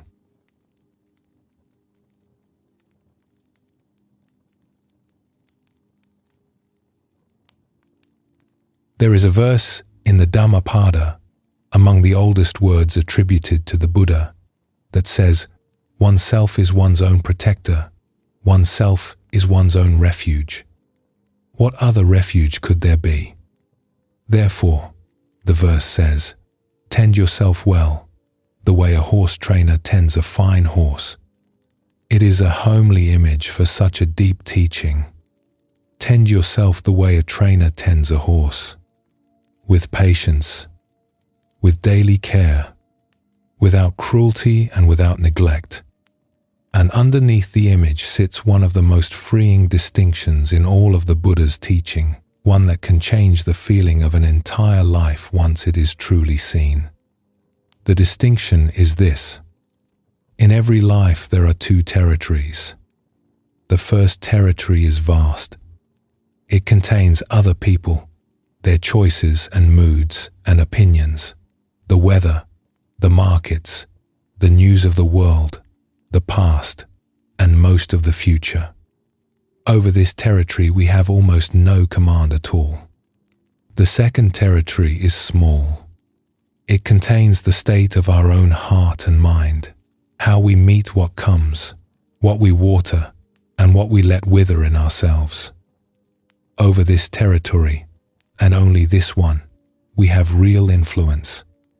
Nearly all human exhaustion comes from working the wrong territory. We labor day and night in the vast field that was never ours, trying to manage other people and rearrange the world, while our own small garden, the only ground that ever truly belonged to us, sits waiting behind the house. Tonight's theme has been that what we search for is already here. This module adds a gentle companion truth. What we are responsible for is already here too. Both of them live in the same small garden. There is a story about a sage who was asked, near the end of his long life, what he had learned. He lived in those days in a small house with a fig tree beside it, and a young traveler had come a great distance to see him, having heard that the old man had spent 80 years in prayer and study. "Tell me what you have found," the young man asked. 80 years of devotion. What did all those years teach you? The old sage smiled and looked out at his fig tree for a while. "I will tell you the truth of it," he said, "though it is a little embarrassing. When I was young, I was on fire. I prayed with my whole strength, and my prayer was this: give me the power to change the world. There is so much wrong in it, so much greed and cruelty and foolishness. Change the world through me." I prayed that way for 30 years, and the world went on exactly as it was. The young man nodded, listening. "By the middle of my life," the sage continued, "I had grown a little humbler. The world I saw was too large for me. So I narrowed my prayer. Give me the power to change those around me, I prayed. My family, my neighbors, my town. They are fewer and they know me. Surely that much can be done. I prayed that way for 30 more years, and my family and my neighbors and my town went on exactly as they were. The fig tree stirred in the afternoon wind. And now I am old," said the sage, "and my prayer has grown very small. These days I pray, change me. Simply that. Let me be a little kinder than yesterday, a little more patient with the fool I meet on the road and with the fool I meet in the mirror. Let my own heart be transformed. That is the whole prayer now." He laughed softly. "And here is the joke of my whole life, my young friend. This last prayer is the only one that was ever answered. And it is being answered. And I see now that if I had begun with this prayer all those years ago, I might have done some real good for my family and my neighbors and my town. I might even have changed some small corner of the world. Because the only thing I was ever given the keys to was this one heart. I spent 60 years knocking on doors that were never mine, while my own stood open." The young traveler was quiet for a while. Then he said, "But Master, if everyone prayed only for themselves, who would work to mend the world? Is your small prayer not a kind of surrender?" "Ah," said the old sage, and his eyes brightened, because it was a good question. "Look at my fig tree. It has fed half the children of this town for 40 years. Do you know how? It has never once left this spot. It has never gone out to feed anyone. It only sank its roots deeper and grew sweeter, year after year, right where it stood. And the children came." He patted the young man's hand. "I am not telling you to abandon the world. I am telling you what the tree knows. Become deeply good, right where you are planted, and the mending happens through you, quietly, without a single door being knocked on." The only door we were given the keys to. Most of us spend enormous energy at all the other doors. Consider how much of an ordinary day's inner labor is spent trying to steer what cannot be steered. rehearsing the words that will finally make someone understand, replaying a decision someone else made, as though enough replaying could unmake it, managing, in the privacy of the mind, the behavior of relatives, colleagues, strangers in traffic, public figures we will never meet. None of this labor moves anything in the world by a hair. Other people remain, stubbornly and magnificently, other people. The Buddha observed that trying to control the uncontrollable is one of the most reliable recipes for suffering ever discovered, and that the more we insist someone be different than they are, the more we suffer, while they generally go on being exactly who they are, unbothered by our insistence. Seeing this clearly is a strange kind of relief, though it can sting at first. It is the relief of a person who has been pushing on a mountain for years and finally puts their arms down. The mountain never needed pushing. The arms are finally free for work that can actually be done. It can help to think of other people the way the old farmers thought of weather. Weather is real, and it matters, and it touches everything we do. A wise person watches it, prepares for it, enjoys the fine days and shelters through the storms. What a wise person never does is stand in the field arguing with it. Other people are weather. Their moods arrive from causes we mostly cannot see, gather, break, and pass. We can love them, respond to them, set out buckets when they are generous, and take shelter when they storm. Arguing with them in the privacy of our own head at midnight waters nothing and wearies everything. And there is real work. The small garden is small, but it is alive, and everything in a life ultimately passes through it. Every event of the vast territory, every word other people say, every turn of fortune, is finally received and experienced inside this one heart. Which means the condition of the heart quietly shapes the experience of everything. A tended heart meets a difficult day, and the day remains difficult, but it does not become poisoned. An untended heart meets a beautiful day and somehow finds the thorn in it. The garden is small, and it is everything. Let us look at one more story about two farmers and a dry season. They lived on neighboring plots of land in an old river valley, a young man who had recently inherited his fields and an elderly woman who had worked hers for 50 years. One spring, the rains that always came did not come. The sky stayed a hard bright blue, week after week, and the river dropped, and the whole valley began to worry.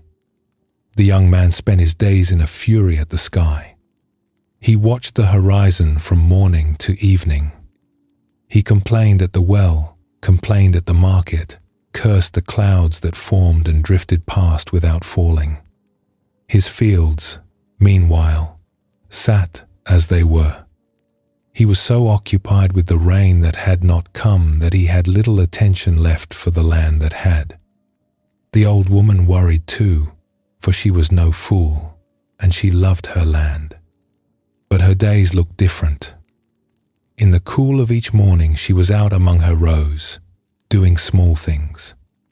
She spread cut straw thickly around the roots of her plants, so the soil beneath stayed dark and damp long after the surface dried. She carried her washing water and cooking water out to the vegetables in the evening, a bucket here, a bucket there. She let one field rest entirely and gave its share of water to another. She planted the deep-rooted things her grandmother had taught her, the ones that find moisture far below where the eye can see.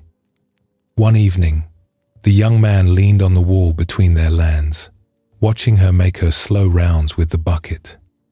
"How can you keep puttering like that?" He burst out. "Look at the sky. There is no rain in it.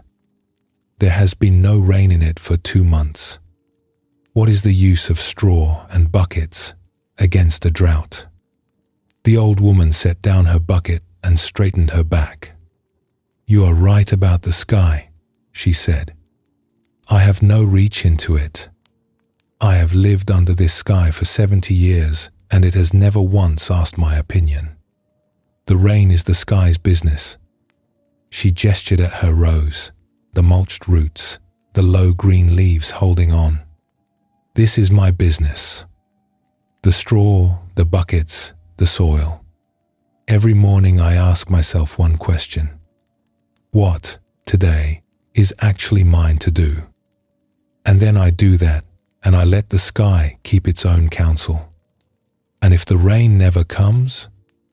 The young man asked. Then it will not have come, she said simply, and my soil will still be soft, and my roots will still be deep, and I will be ready for whatever season follows this one. Ready is the only thing I can be. Rained on is up to the sky. She picked up her bucket again. You spend your days farming the clouds, young man. I have never seen a single ear of barley come out of a cloud. It all comes out of the ground. The dry season broke eventually, as dry seasons do, with 3 days of soft grey rain that soaked the whole valley. And when it broke, the old woman's fields drank it in and surged, because the soil under the straw had stayed alive and the roots had stayed strong. Her harvest that year was smaller than a good year's, and it was enough.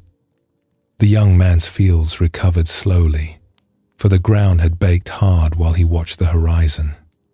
They say he became a different kind of farmer after that. Neighbors would see him out in the cool of the morning, spreading straw, carrying buckets. And when someone at the market complained about the sky, he would smile a little and say what became a proverb in that valley. The rain is the sky's business. The soil is mine. The rain is the sky's business. The soil is mine. A whole philosophy of peace fits inside those 2 sentences. Notice that the old woman was never indifferent. She loved her land and worked it faithfully. Letting the sky keep its own counsel took nothing away from her care. This matters, because the mind sometimes protests that accepting what we cannot control means going cold, giving up on people, ceasing to care about the world. The old woman shows otherwise. Her acceptance was full of buckets and straw. Acceptance, in this tradition, is never the end of engagement. It is the redirection of engagement toward the ground, where engagement actually works. The same is true with the people we love, and this may be where the teaching grows most tender. We cannot make anyone be different. We cannot water another person's garden for them, no matter how clearly we can see the weeds from where we stand. What we can do is tend our side of every relationship. Our patience, our honesty, our willingness to listen without rehearsing a reply. Love that tries to possess and steer another person becomes a kind of drought for both people. Love that tends its own soil and trusts the other person with theirs becomes shelter. The people around us change when they change, in their own weather and their own season. Our garden, tended, simply makes it easier for them to want to. This is true even of the people who worry us most. A parent lies awake over a grown child's choices. A friend watches a friend struggle. The heart aches to reach in and rearrange things, and it cannot, and the ache of that is real. The old woman's wisdom holds here too. What is actually mine to do? To keep the door open, to keep the love steady, to be soft ground for them whenever they come, so that whatever rain finally falls in their life finds something alive waiting for it. That is not a small thing. It may be the largest thing one person can do for another. And every evening offers a homecoming to the small territory. Whatever happened today out in the vast field, whatever other people did or failed to do, whatever the sky sent or withheld, tonight you are back on your own land. The state of this heart, right now, is the one thing that was ever truly yours. It is a small holding. It is enough. It has always been enough. Let the mind put down the far fields for a while and rest here at home. Take whatever time you like, and then we will wander a little further down the path.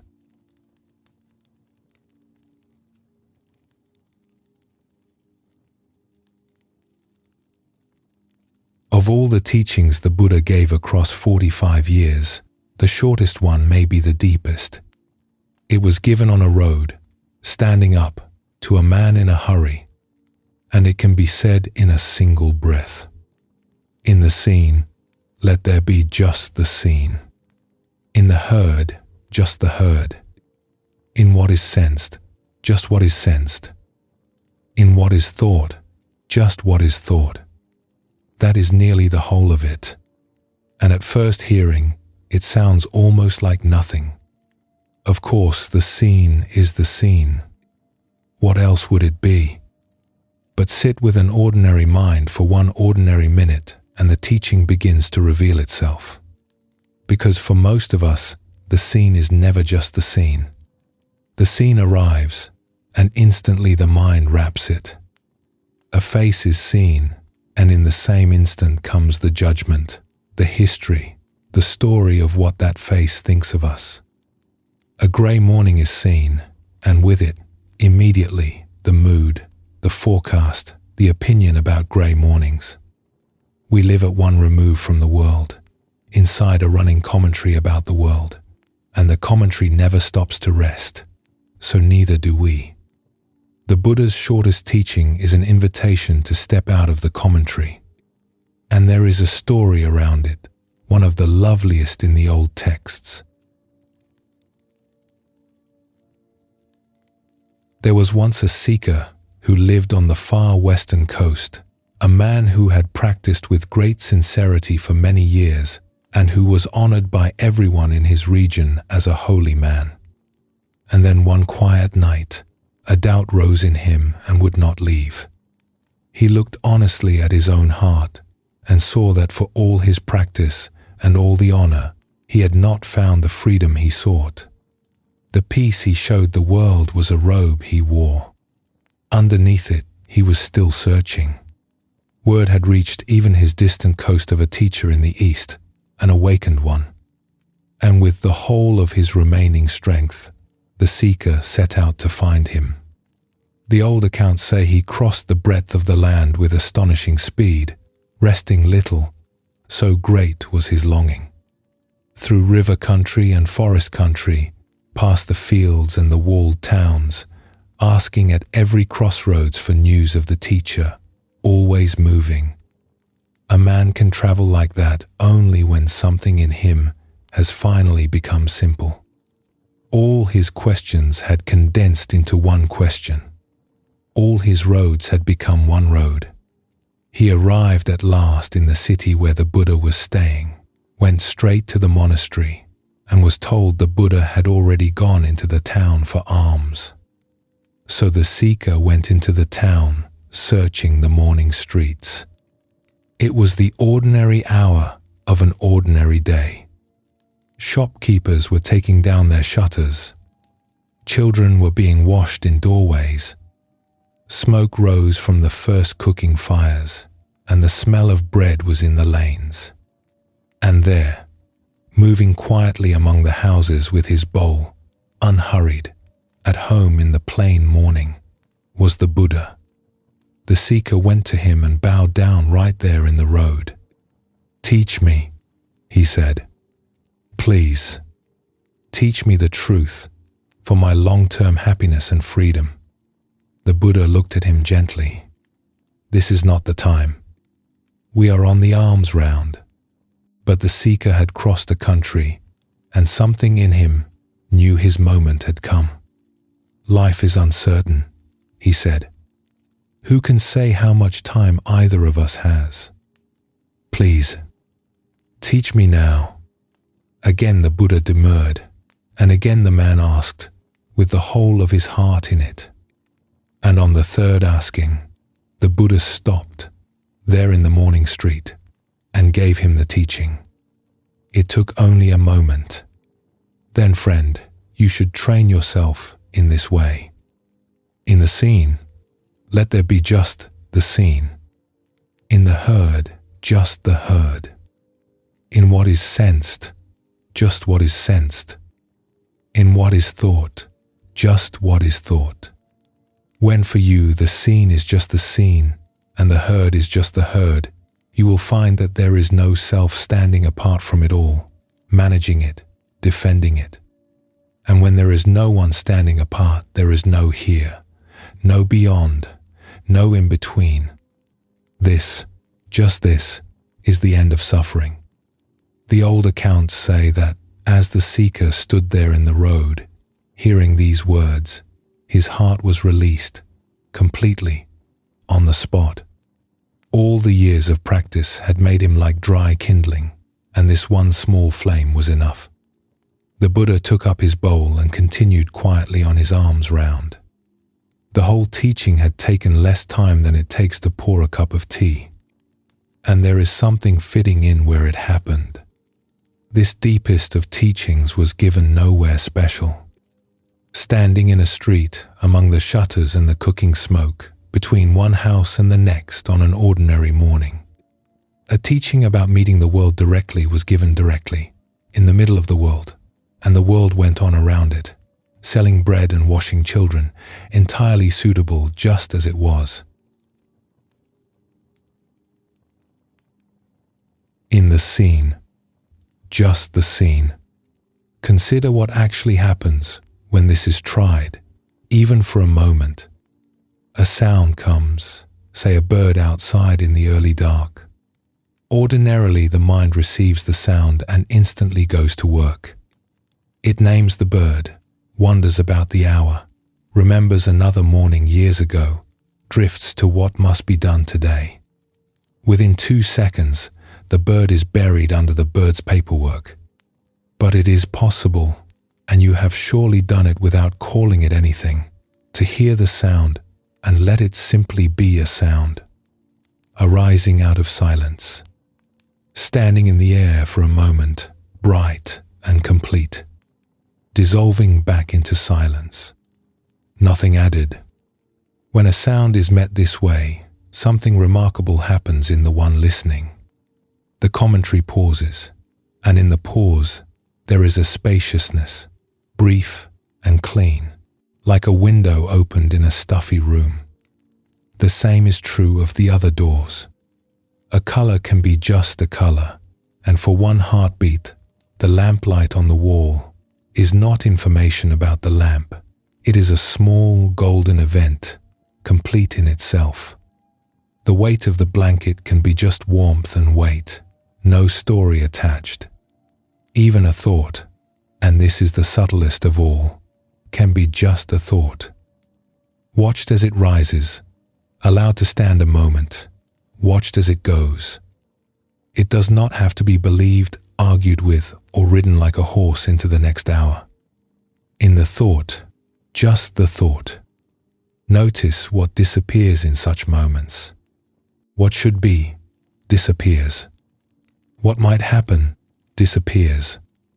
The endless comparing of this moment to some better moment disappears. What remains is what is actually here, and what is actually here, met directly, turns out to be enough. It always was.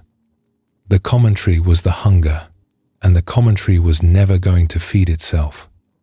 This is also why the world seems to grow more vivid whenever the mind grows quiet. People notice it on retreat, or in the first days in a new country, or sometimes simply on a slow Sunday. Colors seem deeper, food tastes of itself. The evening light on an ordinary street looks almost holy. The world has not changed on those days. The wrapping has thinned, For a little while, the scene is closer to just the scene, and it turns out that the unwrapped world was beautiful all along, in the plainest things, at no cost, on any day we are quiet enough to receive it. There is a story about how one old teacher showed this to a restless student without ever explaining a word of it. They lived in a small hermitage high on a mountain, beside a path that traders used to cross between valleys. One warm afternoon, teacher and student were returning from the lower village, and the teacher was thirsty. They came to the place where the path forded a shallow stream. Just ahead of them, a train of ox carts had crossed. The wheels and the hooves had churned the ford completely, and the water ran brown and clouded, thick with stirred mud. "Bring me some water to drink," said the teacher, settling himself under a pine. The student took the bowl to the stream, looked at the swirling mud, and came back. "It is filthy," he said. "The carts have just crossed. It is not fit to drink." "Bring me some water," the teacher said again, pleasantly. The student went back, stared helplessly at the brown water, stirred it a little with his hand, which only made it worse, and returned again. "Master, there is a spring on the far slope. I could reach it within the hour." "Sit down," said the teacher. "Rest. Then bring me some water." So the student sat. The afternoon was warm. The pine shifted overhead. At first he sat the way he did everything, restlessly, plucking at the grass, glancing at his teacher, who appeared to have fallen into a comfortable doze. Twice he nearly rose to argue for the spring on the far slope. But the afternoon was very warm, and the pine smelled sweet, and gradually his restlessness ran out of things to do. He watched the stream, because there was nothing else to do, and slowly, before his eyes, something happened that he had somehow never once watched in his whole life. The mud began to settle. The current carried some of the cloudiness away, downstream and gone. The heavier silt sank, drifting down through the water like dusk falling, and came to rest on the stream bed where it had always belonged. No one did anything. The stream did not strain. The mud was not fought with, lectured, or removed by hand. It settled on its own, because settling is what stirred water does when nobody keeps stirring it. By the time the shadows had lengthened a little, the ford ran clear. The student could see the pebbles on the bottom, brown and gold, and the small fish holding steady in the current. He filled the bowl and brought it to his teacher, and the water was sweet. The teacher drank and looked at his student over the rim of the bowl. "What did you do to make it clear?" the teacher asked. "Nothing," said the student. "I sat down. It cleared by itself." The teacher handed back the bowl. "So it is with the mind," he said. "Yours has been muddy for months. You have been stirring it with your own hand, trying to fix the cloudiness with more churning. Do what you did this afternoon. Sit down beside yourself. Stop stirring. The mud in the mind is like the mud in the stream. It knows how to settle. It has only been waiting for you to stop." Clarity is never manufactured. It is allowed. This may be the single most practical thing the meditative traditions ever discovered. We tend to approach the restless mind the way the student first approached the stream, as a problem requiring intervention. We stir at our thoughts, argue with our worries, scrub at our moods, and then wonder why the water will not clear. Every intervention is another hoof in the ford. The mind is self-settling. That is its nature, just as settling is the nature of stirred water. Given a little stillness, a little time, and a body at rest, the churning slows all by itself, the heavy things drift down, and the native clarity that was there all along comes quietly back into view. You have seen this on any evening you ever sat still long enough. The clarity was never created by the sitting. It was uncovered by it. This is worth remembering at the end of any full day. A day stirs the mind the way ox carts stir a ford. Conversations, decisions, small frictions, 100 crossings, and by nightfall the water is cloudy, and everyone knows the feeling. The old teaching asks nothing heroic of a tired person. It only asks what the master asked. Sit down. Rest. Stop adding hooves. The evening itself will do the rest, because evenings are made for settling, and so are minds. The old masters loved one image for this above all others. Still water reflects the moon. When a pond is churned, the moon shatters across it in 1,000 fragments, and a person could stand at the edge all night, trying to piece the fragments together and never succeed. When the pond is still, the moon simply appears, whole and silver, without anyone assembling it. The moon was never missing. Only the stillness was. And the pond does not have to be perfect. Even water that is only mostly calm holds a moon that is only slightly trembling. And a slightly trembling moon is still the moon, still silver, still whole enough to see by. Peace does not wait for the mind to become glass. It appears, more and more clearly, with every degree of settling. And this brings the whole evening's teaching round again in one motion. In the scene, just the scene, is another way of saying, stop stirring. The commentary is the churning. When it rests, even briefly, the world appears the way the moon appears in still water. Whole, immediate, needing nothing from us. And the peace we have been searching for is discovered exactly where the moon was. Here, the entire time, waiting on the stillness. So there is nothing to work at just now. Sounds are arriving. Let them be just sounds. The body is resting its weight. Let that be just warmth and weight. Thoughts drift through like silt in slowing water, and they are already settling, all by themselves, simply because you have sat down beside yourself and stopped stirring. Rest in the quiet for a few breaths, letting everything settle in its own time. And when the water feels clear, we will move gently on.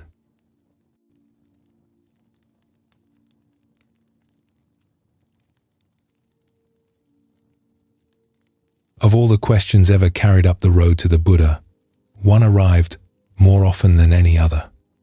It came from farmers and kings, from grieving mothers and curious scholars, dressed in 100 different phrasings, and underneath the phrasings, it was always the same question. What happens when we die? It is the oldest question we have. It sits quietly under all the other questions, the way bedrock sits under a field. And the Buddha's way with it was remarkable, because he understood something about questions that few teachers have understood. Some questions are doors, and answering them opens the way. And some questions are corridors, endless ones, where every answer only reveals another stretch of the same corridor. With those, the kind thing is to walk the questioner gently back out into the daylight. Tonight, we have been resting in a simple current. What we search for is already here. This module brings that current to the oldest question of all, and to the beautiful, surprising place the Buddha led one man who asked it. There is a story from the old texts about a householder who came to the Buddha with exactly this question and would not be put off. He was a practical man, a man of business, and he laid the matter out the way he would lay out an account book. "They say you are awakened," he began. "So I have come with the one question that matters. Tell me what happens when we die." The Buddha looked at him with warmth. "Why do you want to know?" The householder had his answer ready. "Because it decides everything. If I know what follows this life, I will know how to spend this life. A man who knows where the road ends knows how to walk it. So tell me, and I will arrange my living accordingly." "Then let us find out together," said the Buddha. "Suppose I told you what many teachers teach, that there are many lives, that this life is one bead on a long string, and that everything you do plants seeds that will ripen in lives to come. Suppose that were the answer. How would you live?" The householder frowned. "You are answering my question with a question. I am lending you your own lamp," said the Buddha. "Humor me." The householder considered it seriously, as a man of accounts considers a proposal. "Well," he said slowly, "I would be generous, open-handed. Whatever I gave would return to me down the string of lives, so giving would be the wisest investment there is. And I would be kind, because every kindness would sow kindness waiting for me ahead. And I would live honestly, with integrity, because a clean heart now would be the foundation of every life to come. Yes, generous, kind, and true. That is how I would live." "Well said," the Buddha replied. "Now suppose the opposite. Suppose I told you there is only one life. This one. No string of beads, no seeds ripening beyond, nothing before and nothing after. This brief walk between two mysteries, and that is all. How then would you live?" The householder sat back. This required more thought, and he gave it more thought.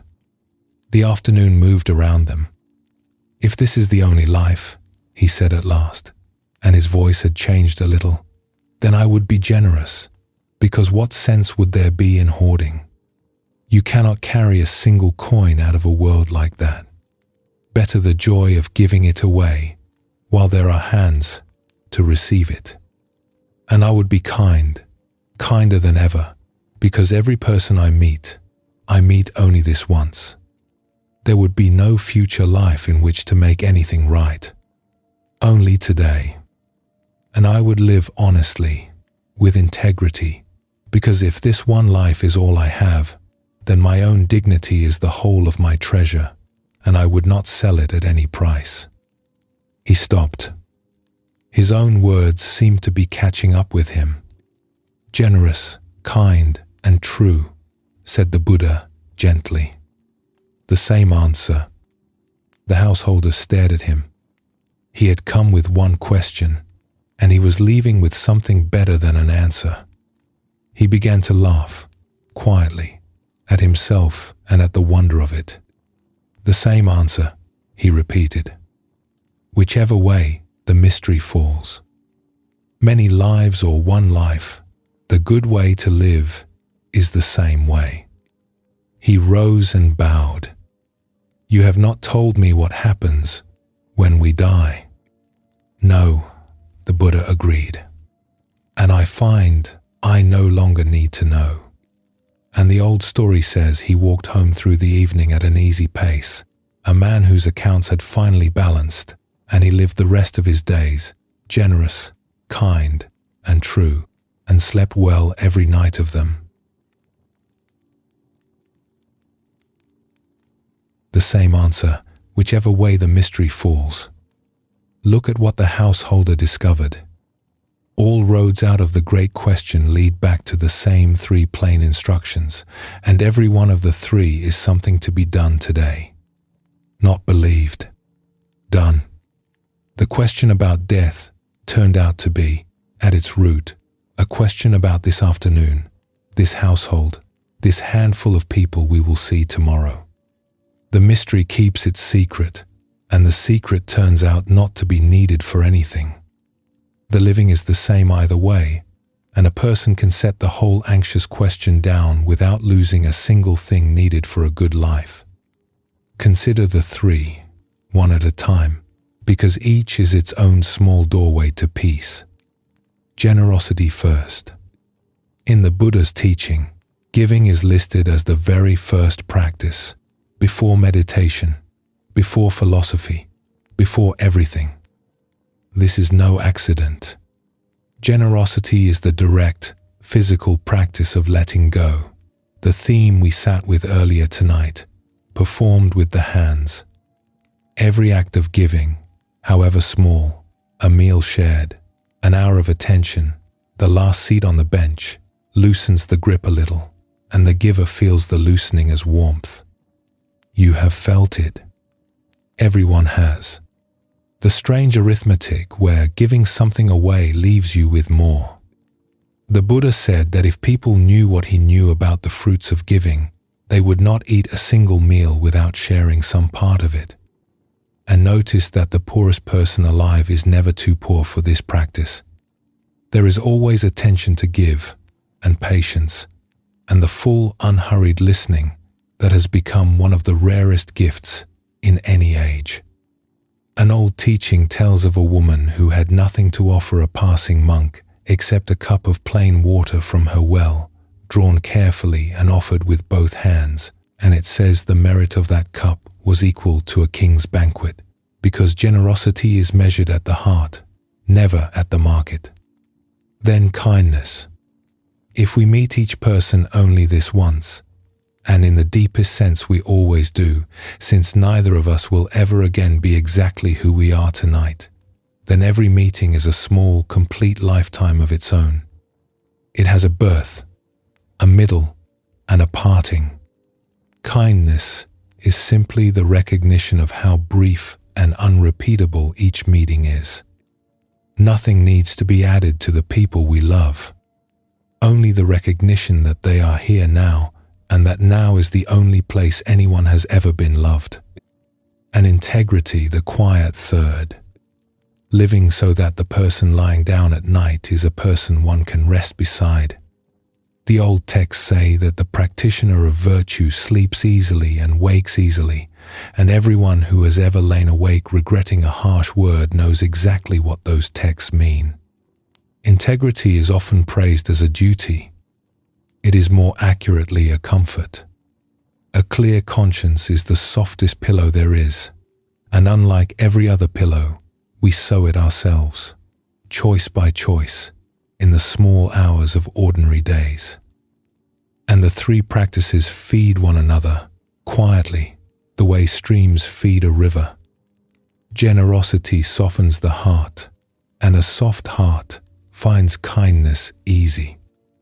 Kindness clears the conscience, and a clear conscience makes honesty natural, because there is nothing to hide.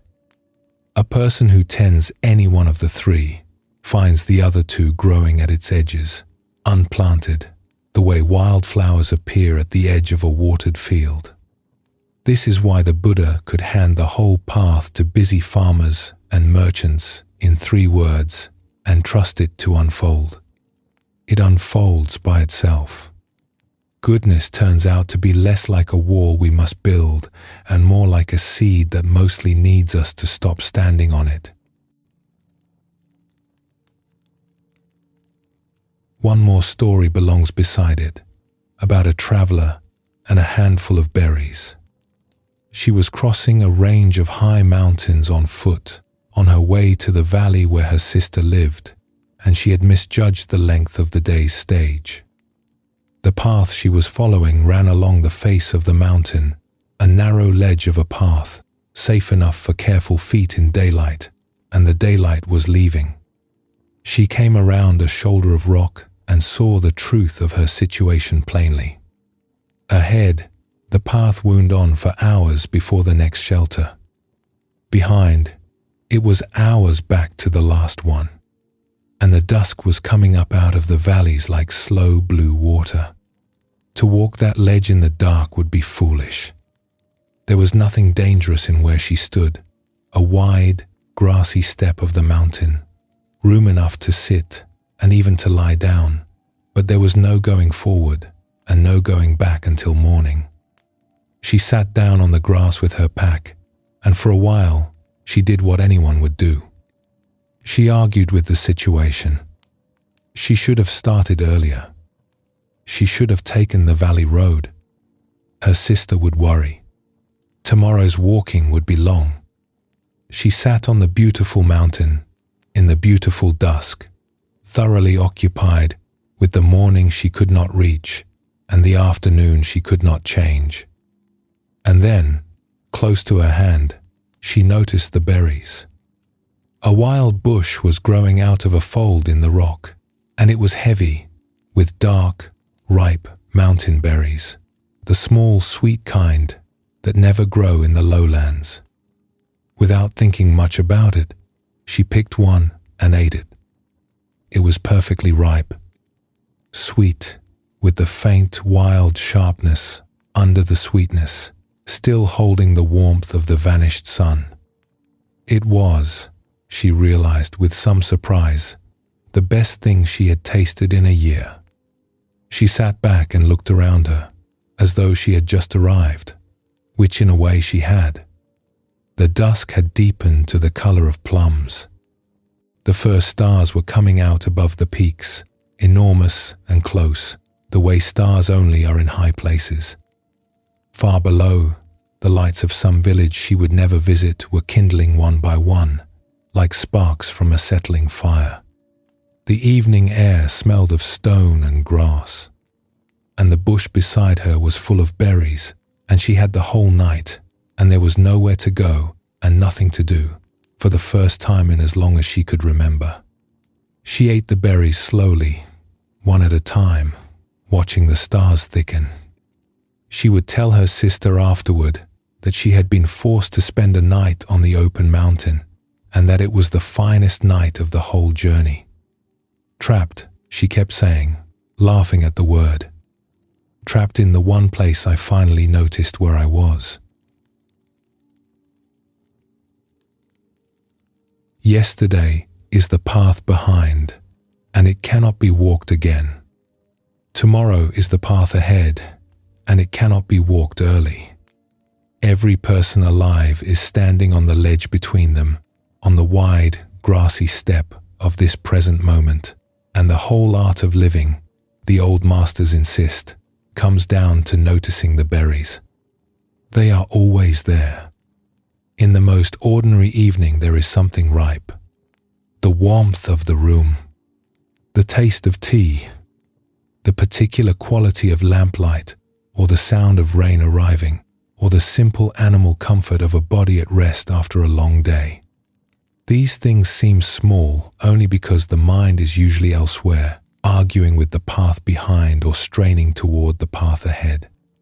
Met directly, in the way we practiced earlier tonight, the scene just the scene, the sweet just the sweet, they turn out to be what they always were.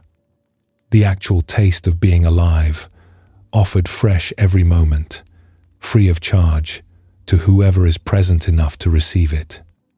The traveler needed the mountain to trap her before she could notice where she was. Most of us are the same, and life obliges us now and then, with an illness that slows us, a delay that strands us, an evening when the plans fall through and nothing can be done. These interruptions arrive looking like misfortunes, and a surprising number of them are remembered afterward as the finest night of the whole journey. The old teaching simply asks whether we might learn to notice the berries without needing to be trapped. Whether an ordinary Tuesday evening, with nothing wrong and nothing special, might be received the way she received the stars. And this is where the householder's discovery and the traveler's discovery turn out to be the same discovery. However, the great mystery falls. The instructions are identical. Be generous, be kind, be true, and taste the berries. All four can only be done now. All four, done now, are the good life entire. The question of what comes after can rest, unanswered and harmless, like a mountain in the dark, while we eat our small sweet handful under the stars. Take a slow breath here and let the evening hold you for a moment. When you feel ready to walk on, the path will still be there, and we will follow it together.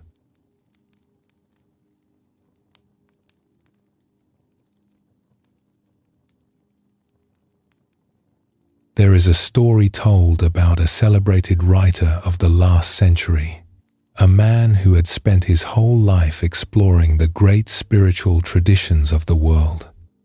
He had studied the philosophies of East and West. He had written famous books about consciousness and mysticism and the search for meaning. Near the end of his life, someone asked him the question everyone wanted to ask. After all of it, all the study, all the seeking, all the years, what had he learned? What was the essence? And he said he was almost embarrassed by his answer because it sounded so plain after such a long journey. It comes down, he said, to simply being a little kinder. A lifetime of the world's wisdom distilled to one sentence a child could understand. And the traditions themselves agree with him. When the Dalai Lama is asked to name his religion, he has answered many times that his religion is kindness. And the Buddha, who mapped the mind with a subtlety no one has surpassed, taught that all the practices, all the philosophy, all the training ripen into one fragrance, and the fragrance is compassion. In one of the most beloved of the old discourses, he said that just as a mother protects her only child with her very life, so should we cultivate a boundless heart toward all beings. Tonight we have followed the thread home again and again. What we search for is already here.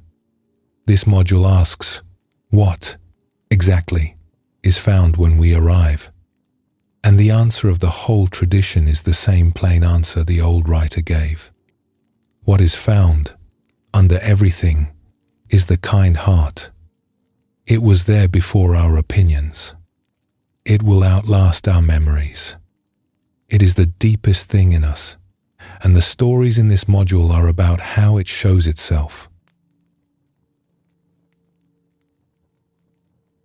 Let us spend a little while with an old man who forgot nearly everything and with what remained. He had been, in his day, one of the most respected men in his region. A healer and a scholar, the one others traveled to consult, known throughout the valleys for two things: his learning and his graciousness. It was said that no one, high or low, had ever left his door feeling small. He lived a long life, and in his last years, as happens to some, his memory began to leave him. It went slowly, the way evening light goes. First the recent things, then the names. Then, gradually, the faces, even the dear ones. His wife cared for him in the old house with the courtyard, and the seasons turned, and he became an old man who sat in the sun and could no longer say what year it was, or who had come to visit, or, on some days, who the kind woman was who brought his tea. One evening, two old friends came to the house for dinner. They had known him for 40 years. They had traveled with him, celebrated with him, mourned with him. They knew, from his wife's letters, how things stood, and they came anyway, with a gift of fruit and their hearts a little braced. It was the old man himself who opened the door. He stood in the doorway, lamplight behind him, and looked at these two people on his threshold.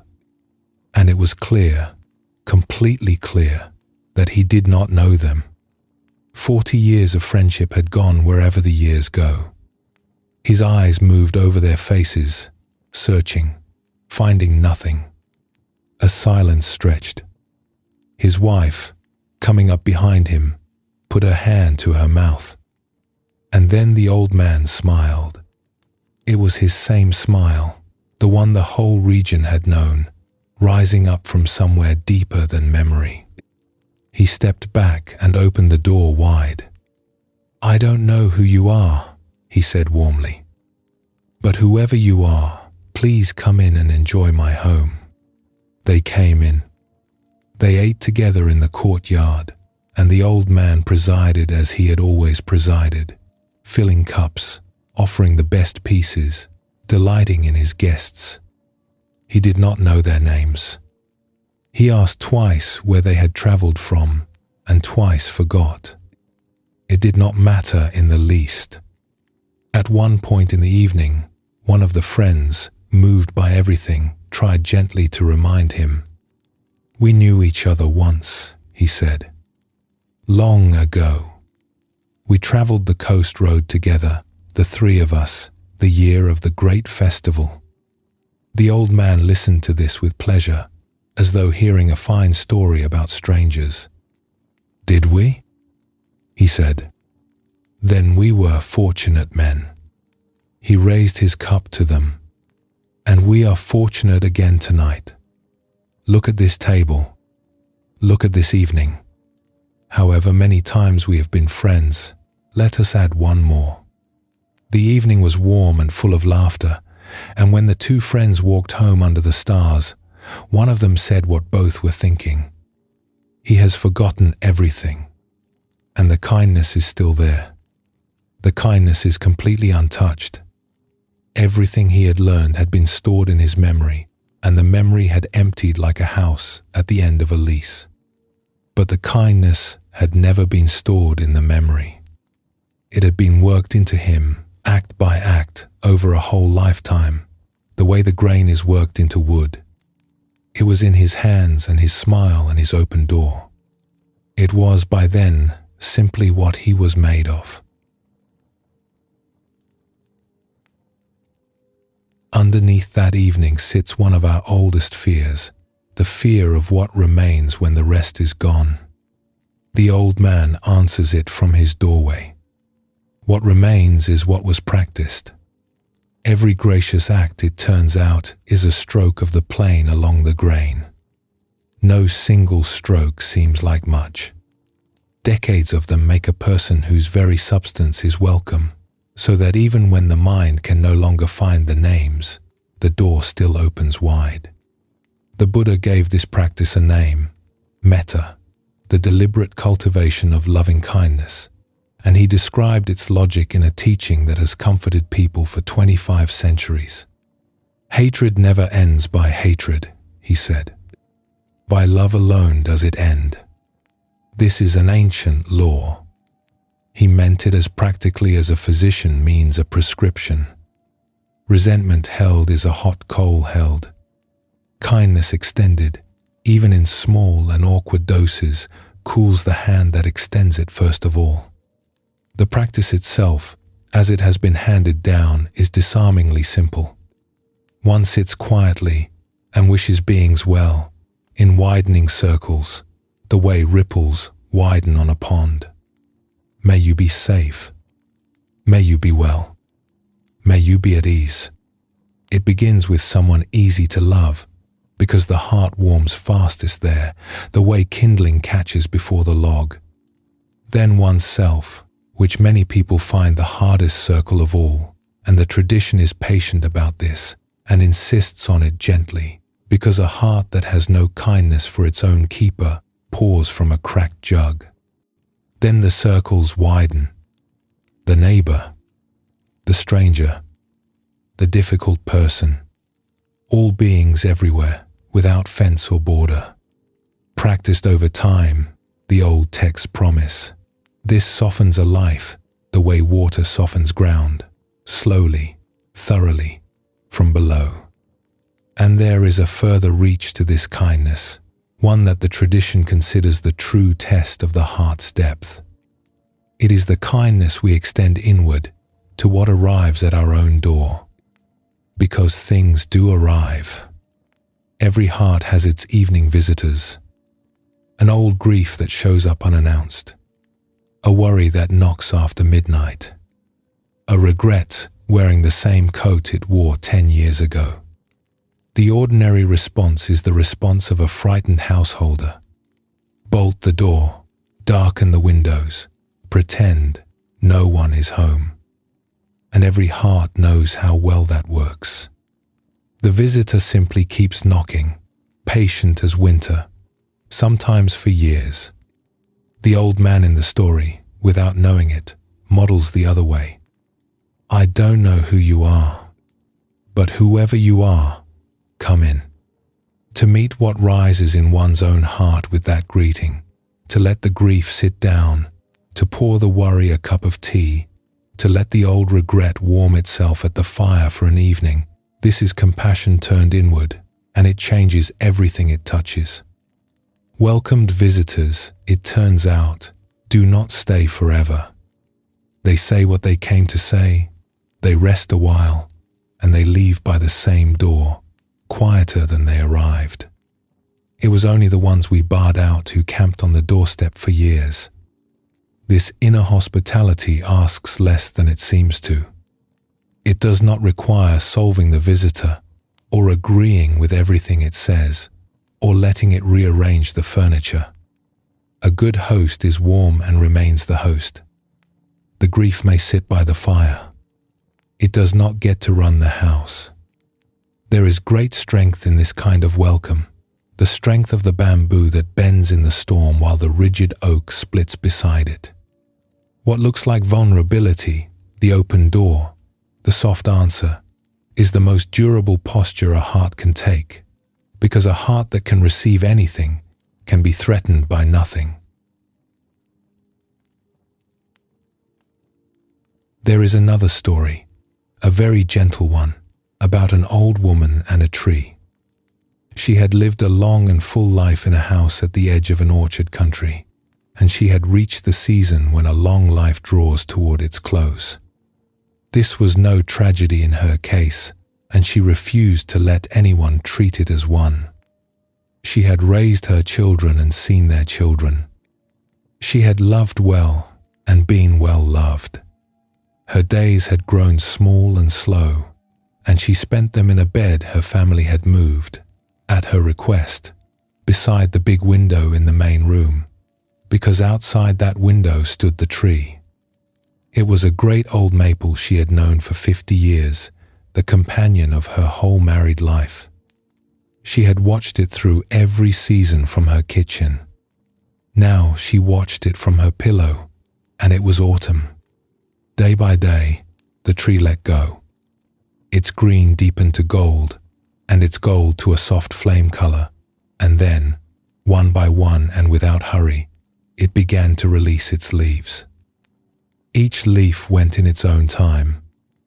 Some spun, some drifted, some let go in the morning stillness and some in the evening wind.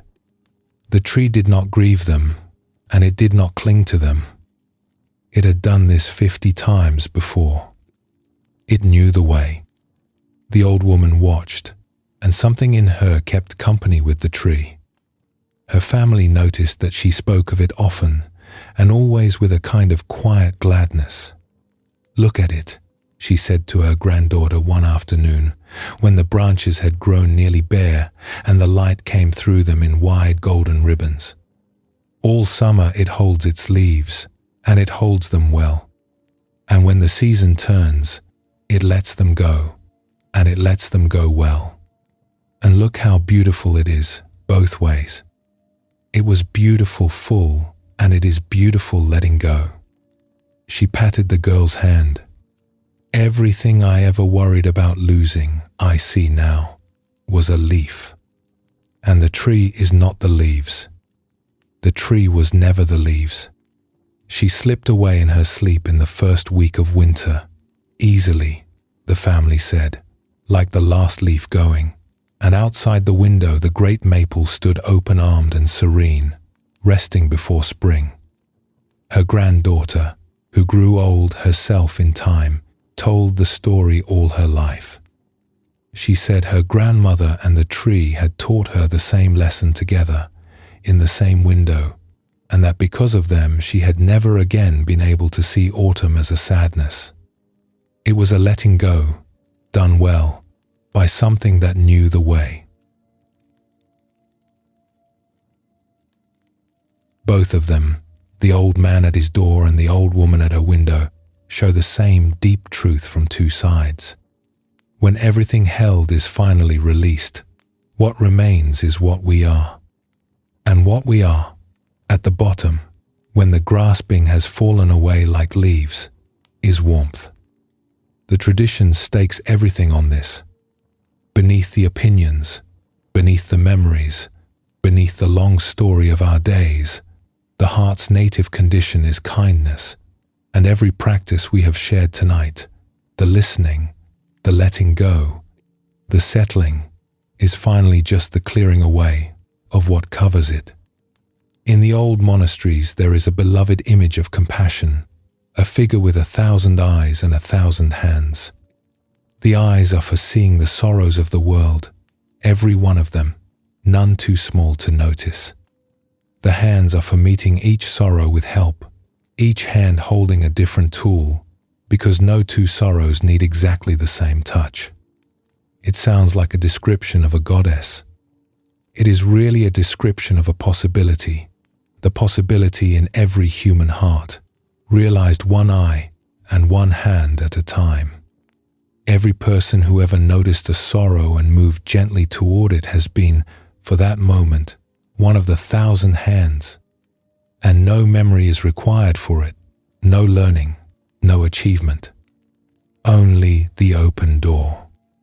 Let a soft stillness gather here for a little while. Rest in whatever warmth you find, and when you are ready, we will take the last quiet stretch of the path together.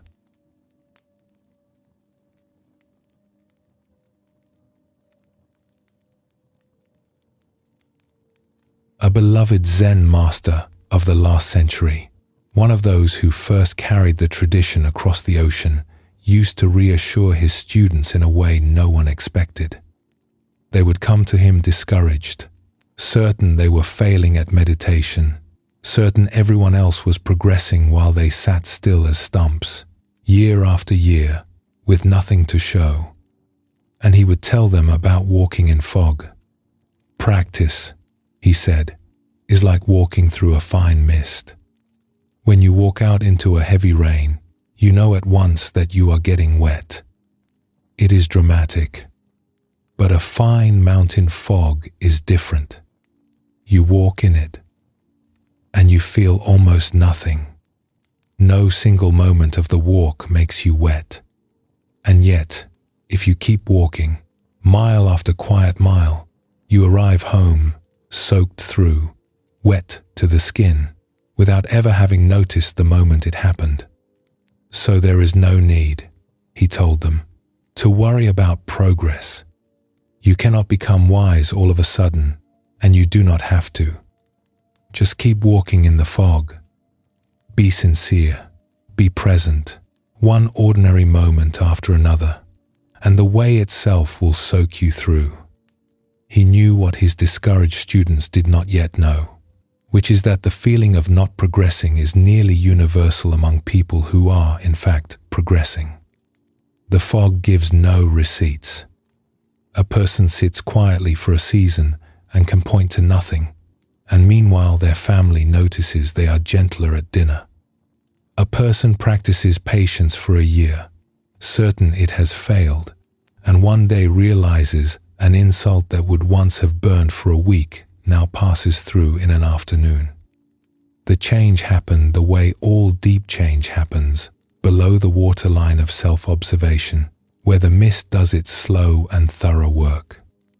This last module of our evening is about that fog, about the strange and comforting discovery, waiting at the end of every spiritual road, that there was never a finish line on it. Nothing to attain, nowhere to get to, only a path that was already home the whole way, which is of course the single thread we have followed all night. There is a story about a young monk who arrived at a mountain monastery with very large plans. He was bright, and he knew it. He had read the accounts of the great awakened ones, and he had decided, with the beautiful confidence of the young, that he would become one of them, and quickly. He presented himself to the abbot, an unhurried old woman who had led the community for 30 years, and announced his intention. "I have come to attain enlightenment," he said. "I am prepared to work harder than anyone. Give me the deepest practices. I do not want to waste time." The old abbot looked him over with what might have been amusement, though her face barely moved. "Good," she said. "We rise before dawn. Your work will be to carry water from the spring to the kitchen and to chop and gather the firewood. Begin tomorrow." He waited for the rest. There was no rest. "And the deep practices?" he asked. "Water," said the abbot, "and wood." He was disappointed, but he was also determined, so he began. Each morning in the dark he walked the stone path down to the spring, filled the 2 great buckets, and carried them up, feeling the yoke settle into his shoulders, hearing the water shift with each step. Each afternoon he split wood in the yard, the swing, the crack, the clean smell of the opened grain, and stacked it against the coming winter. In the first year he did all of it resentfully, composing speeches in his head about wasted talent. In the second year he did it impatiently, hurrying through the buckets to reach the meditation hall, where he assumed the real practice lived. Somewhere in the third year, on an icy morning, he slipped on the stone path and spilled both buckets, and sat down where he fell, and laughed until his eyes ran, at himself, at the ice, at the whole grand campaign of his ambition lying there in the spilled water. He filled the buckets again and carried them up. It was, though he did not know it yet, the first trip he had ever made with an empty head and a light heart. Seasons passed. He asked again about the deep practices and was told water and wood. Years passed. Slowly, without ever deciding to, he stopped asking. And something else happened, so gradually that he could never afterwards say when. The walk to the spring stopped being the thing before the real thing. It became the thing. He knew every stone of the path in every weather. He knew the sound of the buckets in summer and their different sound in frost. Carrying water, he carried water, wholly, the way earlier that evening we spoke of hearing rain. Chopping wood, he chopped wood, and the swing of the axe was as complete an act as any prayer in any temple on earth. He found he was profoundly content, and that the contentment had no cause he could point to. It had simply accumulated, like fog soaking a walker. Many years later, a new young man arrived at the monastery, bright, hurried, full of large plans, and was sent to help with the morning water. Halfway up the stone path he burst out with the question, "You have been here so long. Tell me honestly, what did you do before enlightenment came into your life?" The older monk smiled. "I carried water. I chopped wood. And now? What is different now, after all these years of practice? What do you do now?" "I carry water," he said, shifting the yoke gently. "I chop wood." The young man stared at him, waiting for the secret. And the older monk laughed, because he remembered waiting for it too, on this exact path, at that exact age. "Nothing changed," he said, "and everything did. The water is the same water, my friend. The wood is the same wood. The one carrying them is at peace. That was the whole journey.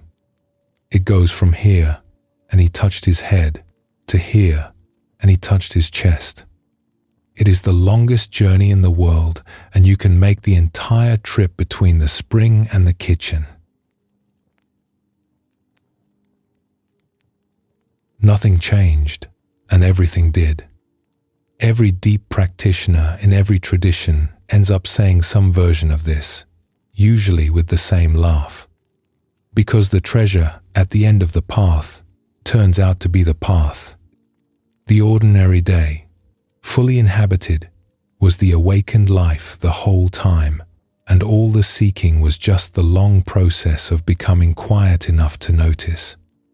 A teacher was once asked whether there was anything a person could do to attain enlightenment, and he answered, "There is as little you can do as you can do to make the sun rise in the morning." His startled student asked, "Then what is the use of all this practice?" And the teacher said, "To make sure you are not asleep when the sun rises." That is the whole role of practice, held rightly. The sun needs no help. The dawn is not an achievement.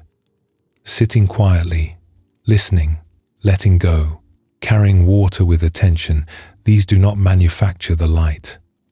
They keep the eyes open, and the sun, for its part, has never once failed to rise. An old saying from the tradition puts the same wisdom in a single line. When you do good, the results are good. That is all. If you want peace, be peaceful. If you want love in your life, love. There is no machinery between the seed and the fruit, no committee that reviews applications, no distant date on which results are issued. The kindness given this morning is already at work by evening. The moment of presence is its own reward, paid in full on the spot. The path and the destination were never two things. There is a spaciousness that comes into a life when this is finally accepted. The self-improvement project, that long and weary campaign, can stand down. Nothing tonight needs to be transcended or upgraded. The teaching is awakening rather than improvement, and the difference is everything. Improvement says, become someone better. Awakening says, notice what you already are beneath the fretting, and the noticing itself is the transformation. It is a fog, and you have been walking in it all evening. You are wetter than you think. There is one more small story for the road, about a healer who understood how a day should begin. She was the most skilled physician in her province, the one summoned when no one else could help, and people marveled at her steadiness. In the gravest hours, she was calm. Through the longest nights of her work, she was patient and clear, and her presence alone, families said, was half the medicine. A young physician who was studying under her finally asked about it. Everyone wants to know your secret. Some say it is a special herb. Some say it is a breathing method from the mountains. The old healer laughed. I will show you my secret. Come to my house at dawn. He arrived the next morning expecting rare tinctures, secret exercises. Instead, through the window, in the first grey light, he saw his teacher seated at an old stringed instrument. For a full hour, she played.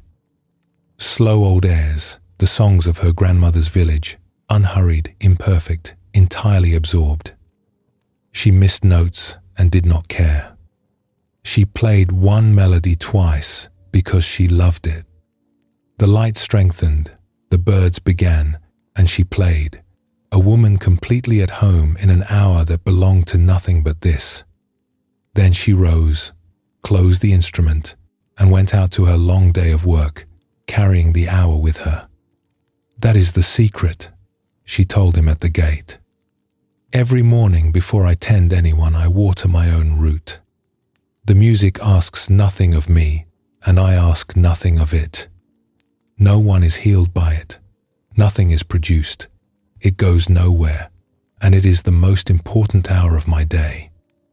A lamp cannot light a house while its own oil runs dry. Whatever your music is, find it and be unreasonable about keeping it.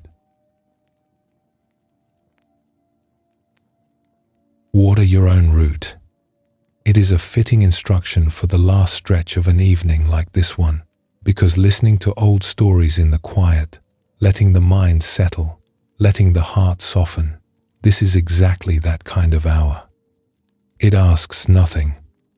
It produces nothing. It goes nowhere. And it is the oil in the lamp. An old hermit poet of Japan, who lived alone in a small hut on a mountainside, left behind a picture of the contented life, so simple it can be held in one hand. In his sack, a few measures of rice. By his hearth, a bundle of firewood for the evening fire. Rain falling softly on the roof at nightfall. And the poet inside, at ease, stretching out both feet in answer to no question at all. That was the whole inventory. He wrote that if anyone asked him for the mark of enlightenment or delusion, he could not say, and that wealth and honor seemed to him nothing but drifting dust. He had his rice, his fire, his rain, his 2 feet stretched toward the warmth. The evening asked nothing further of him, and he asked nothing further of the evening. Every teaching we have gathered tonight is folded into that small picture. The questions resting, the stories set down, the few known things sufficient. The one who knows, at home, the grip, open, the garden, tended and quiet, the water, clear, the berries, tasted, the kind heart, warming the room, and nothing to attain, because the rice and the fire and the rain are already here, and were here all along, and the long search ends the way the little girl's night in the forest ended, with everything that was lost found sleeping in the same clearing. If there is a question worth carrying out of this evening, let it be a soft one, held with no urgency at all. What would it be like to live a little more like this? A little kinder, a little more open-handed, a little more here. There is no need to answer tonight. Questions like that answer themselves over time, the way fog soaks a walker, the way water clears, the way a tree lets go of its leaves when the season is right, without a single decision being made. The path has brought us home, which is where it started. Let everything rest now, easily and completely. Take all the time you like in this quiet, and when you are ready, we will share a few last words together.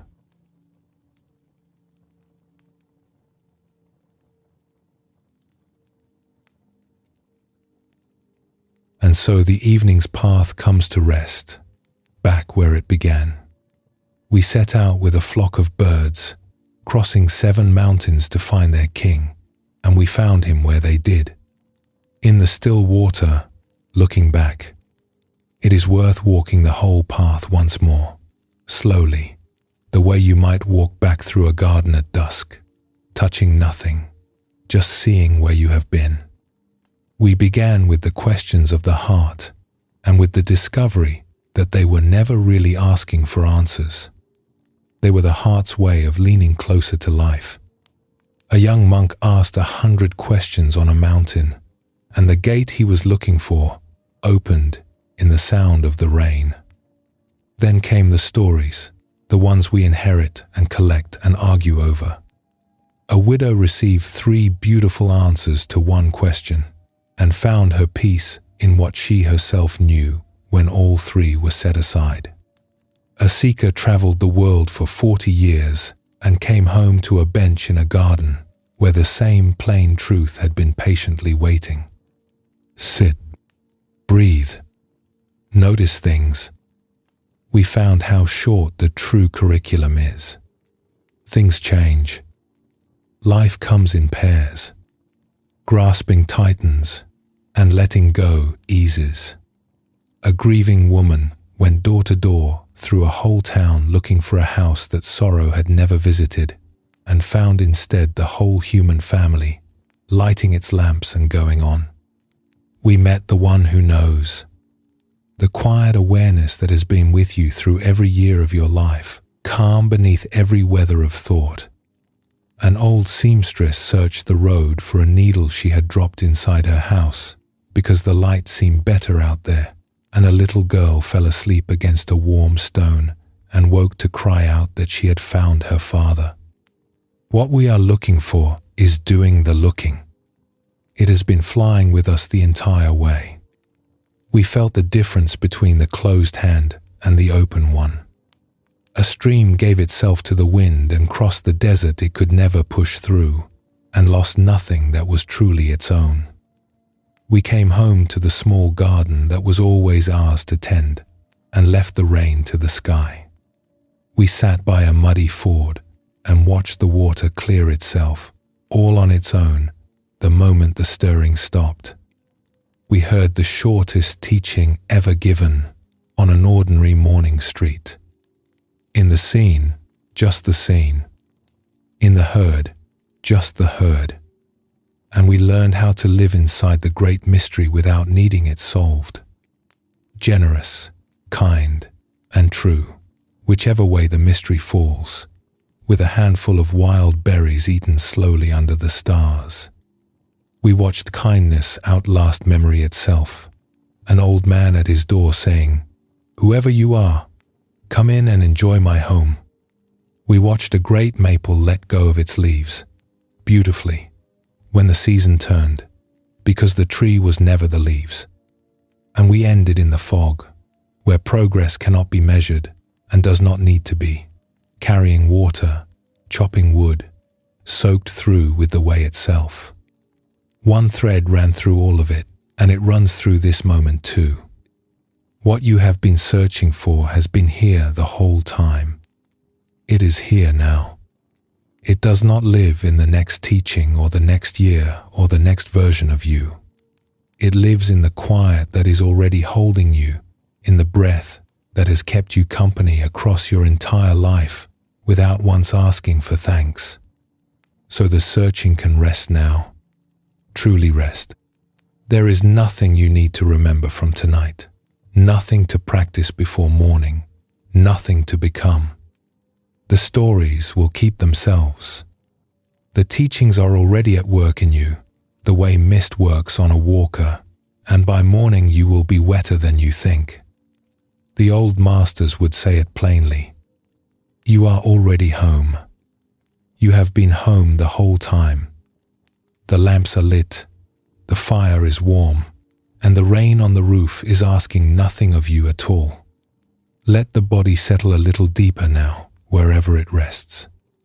Let the weight of it be held completely, the way the warm stone held the sleeping child, the way the earth has held every tired traveler since travelers began. The jaw can soften, the hands can open, the shoulders can lay down the day.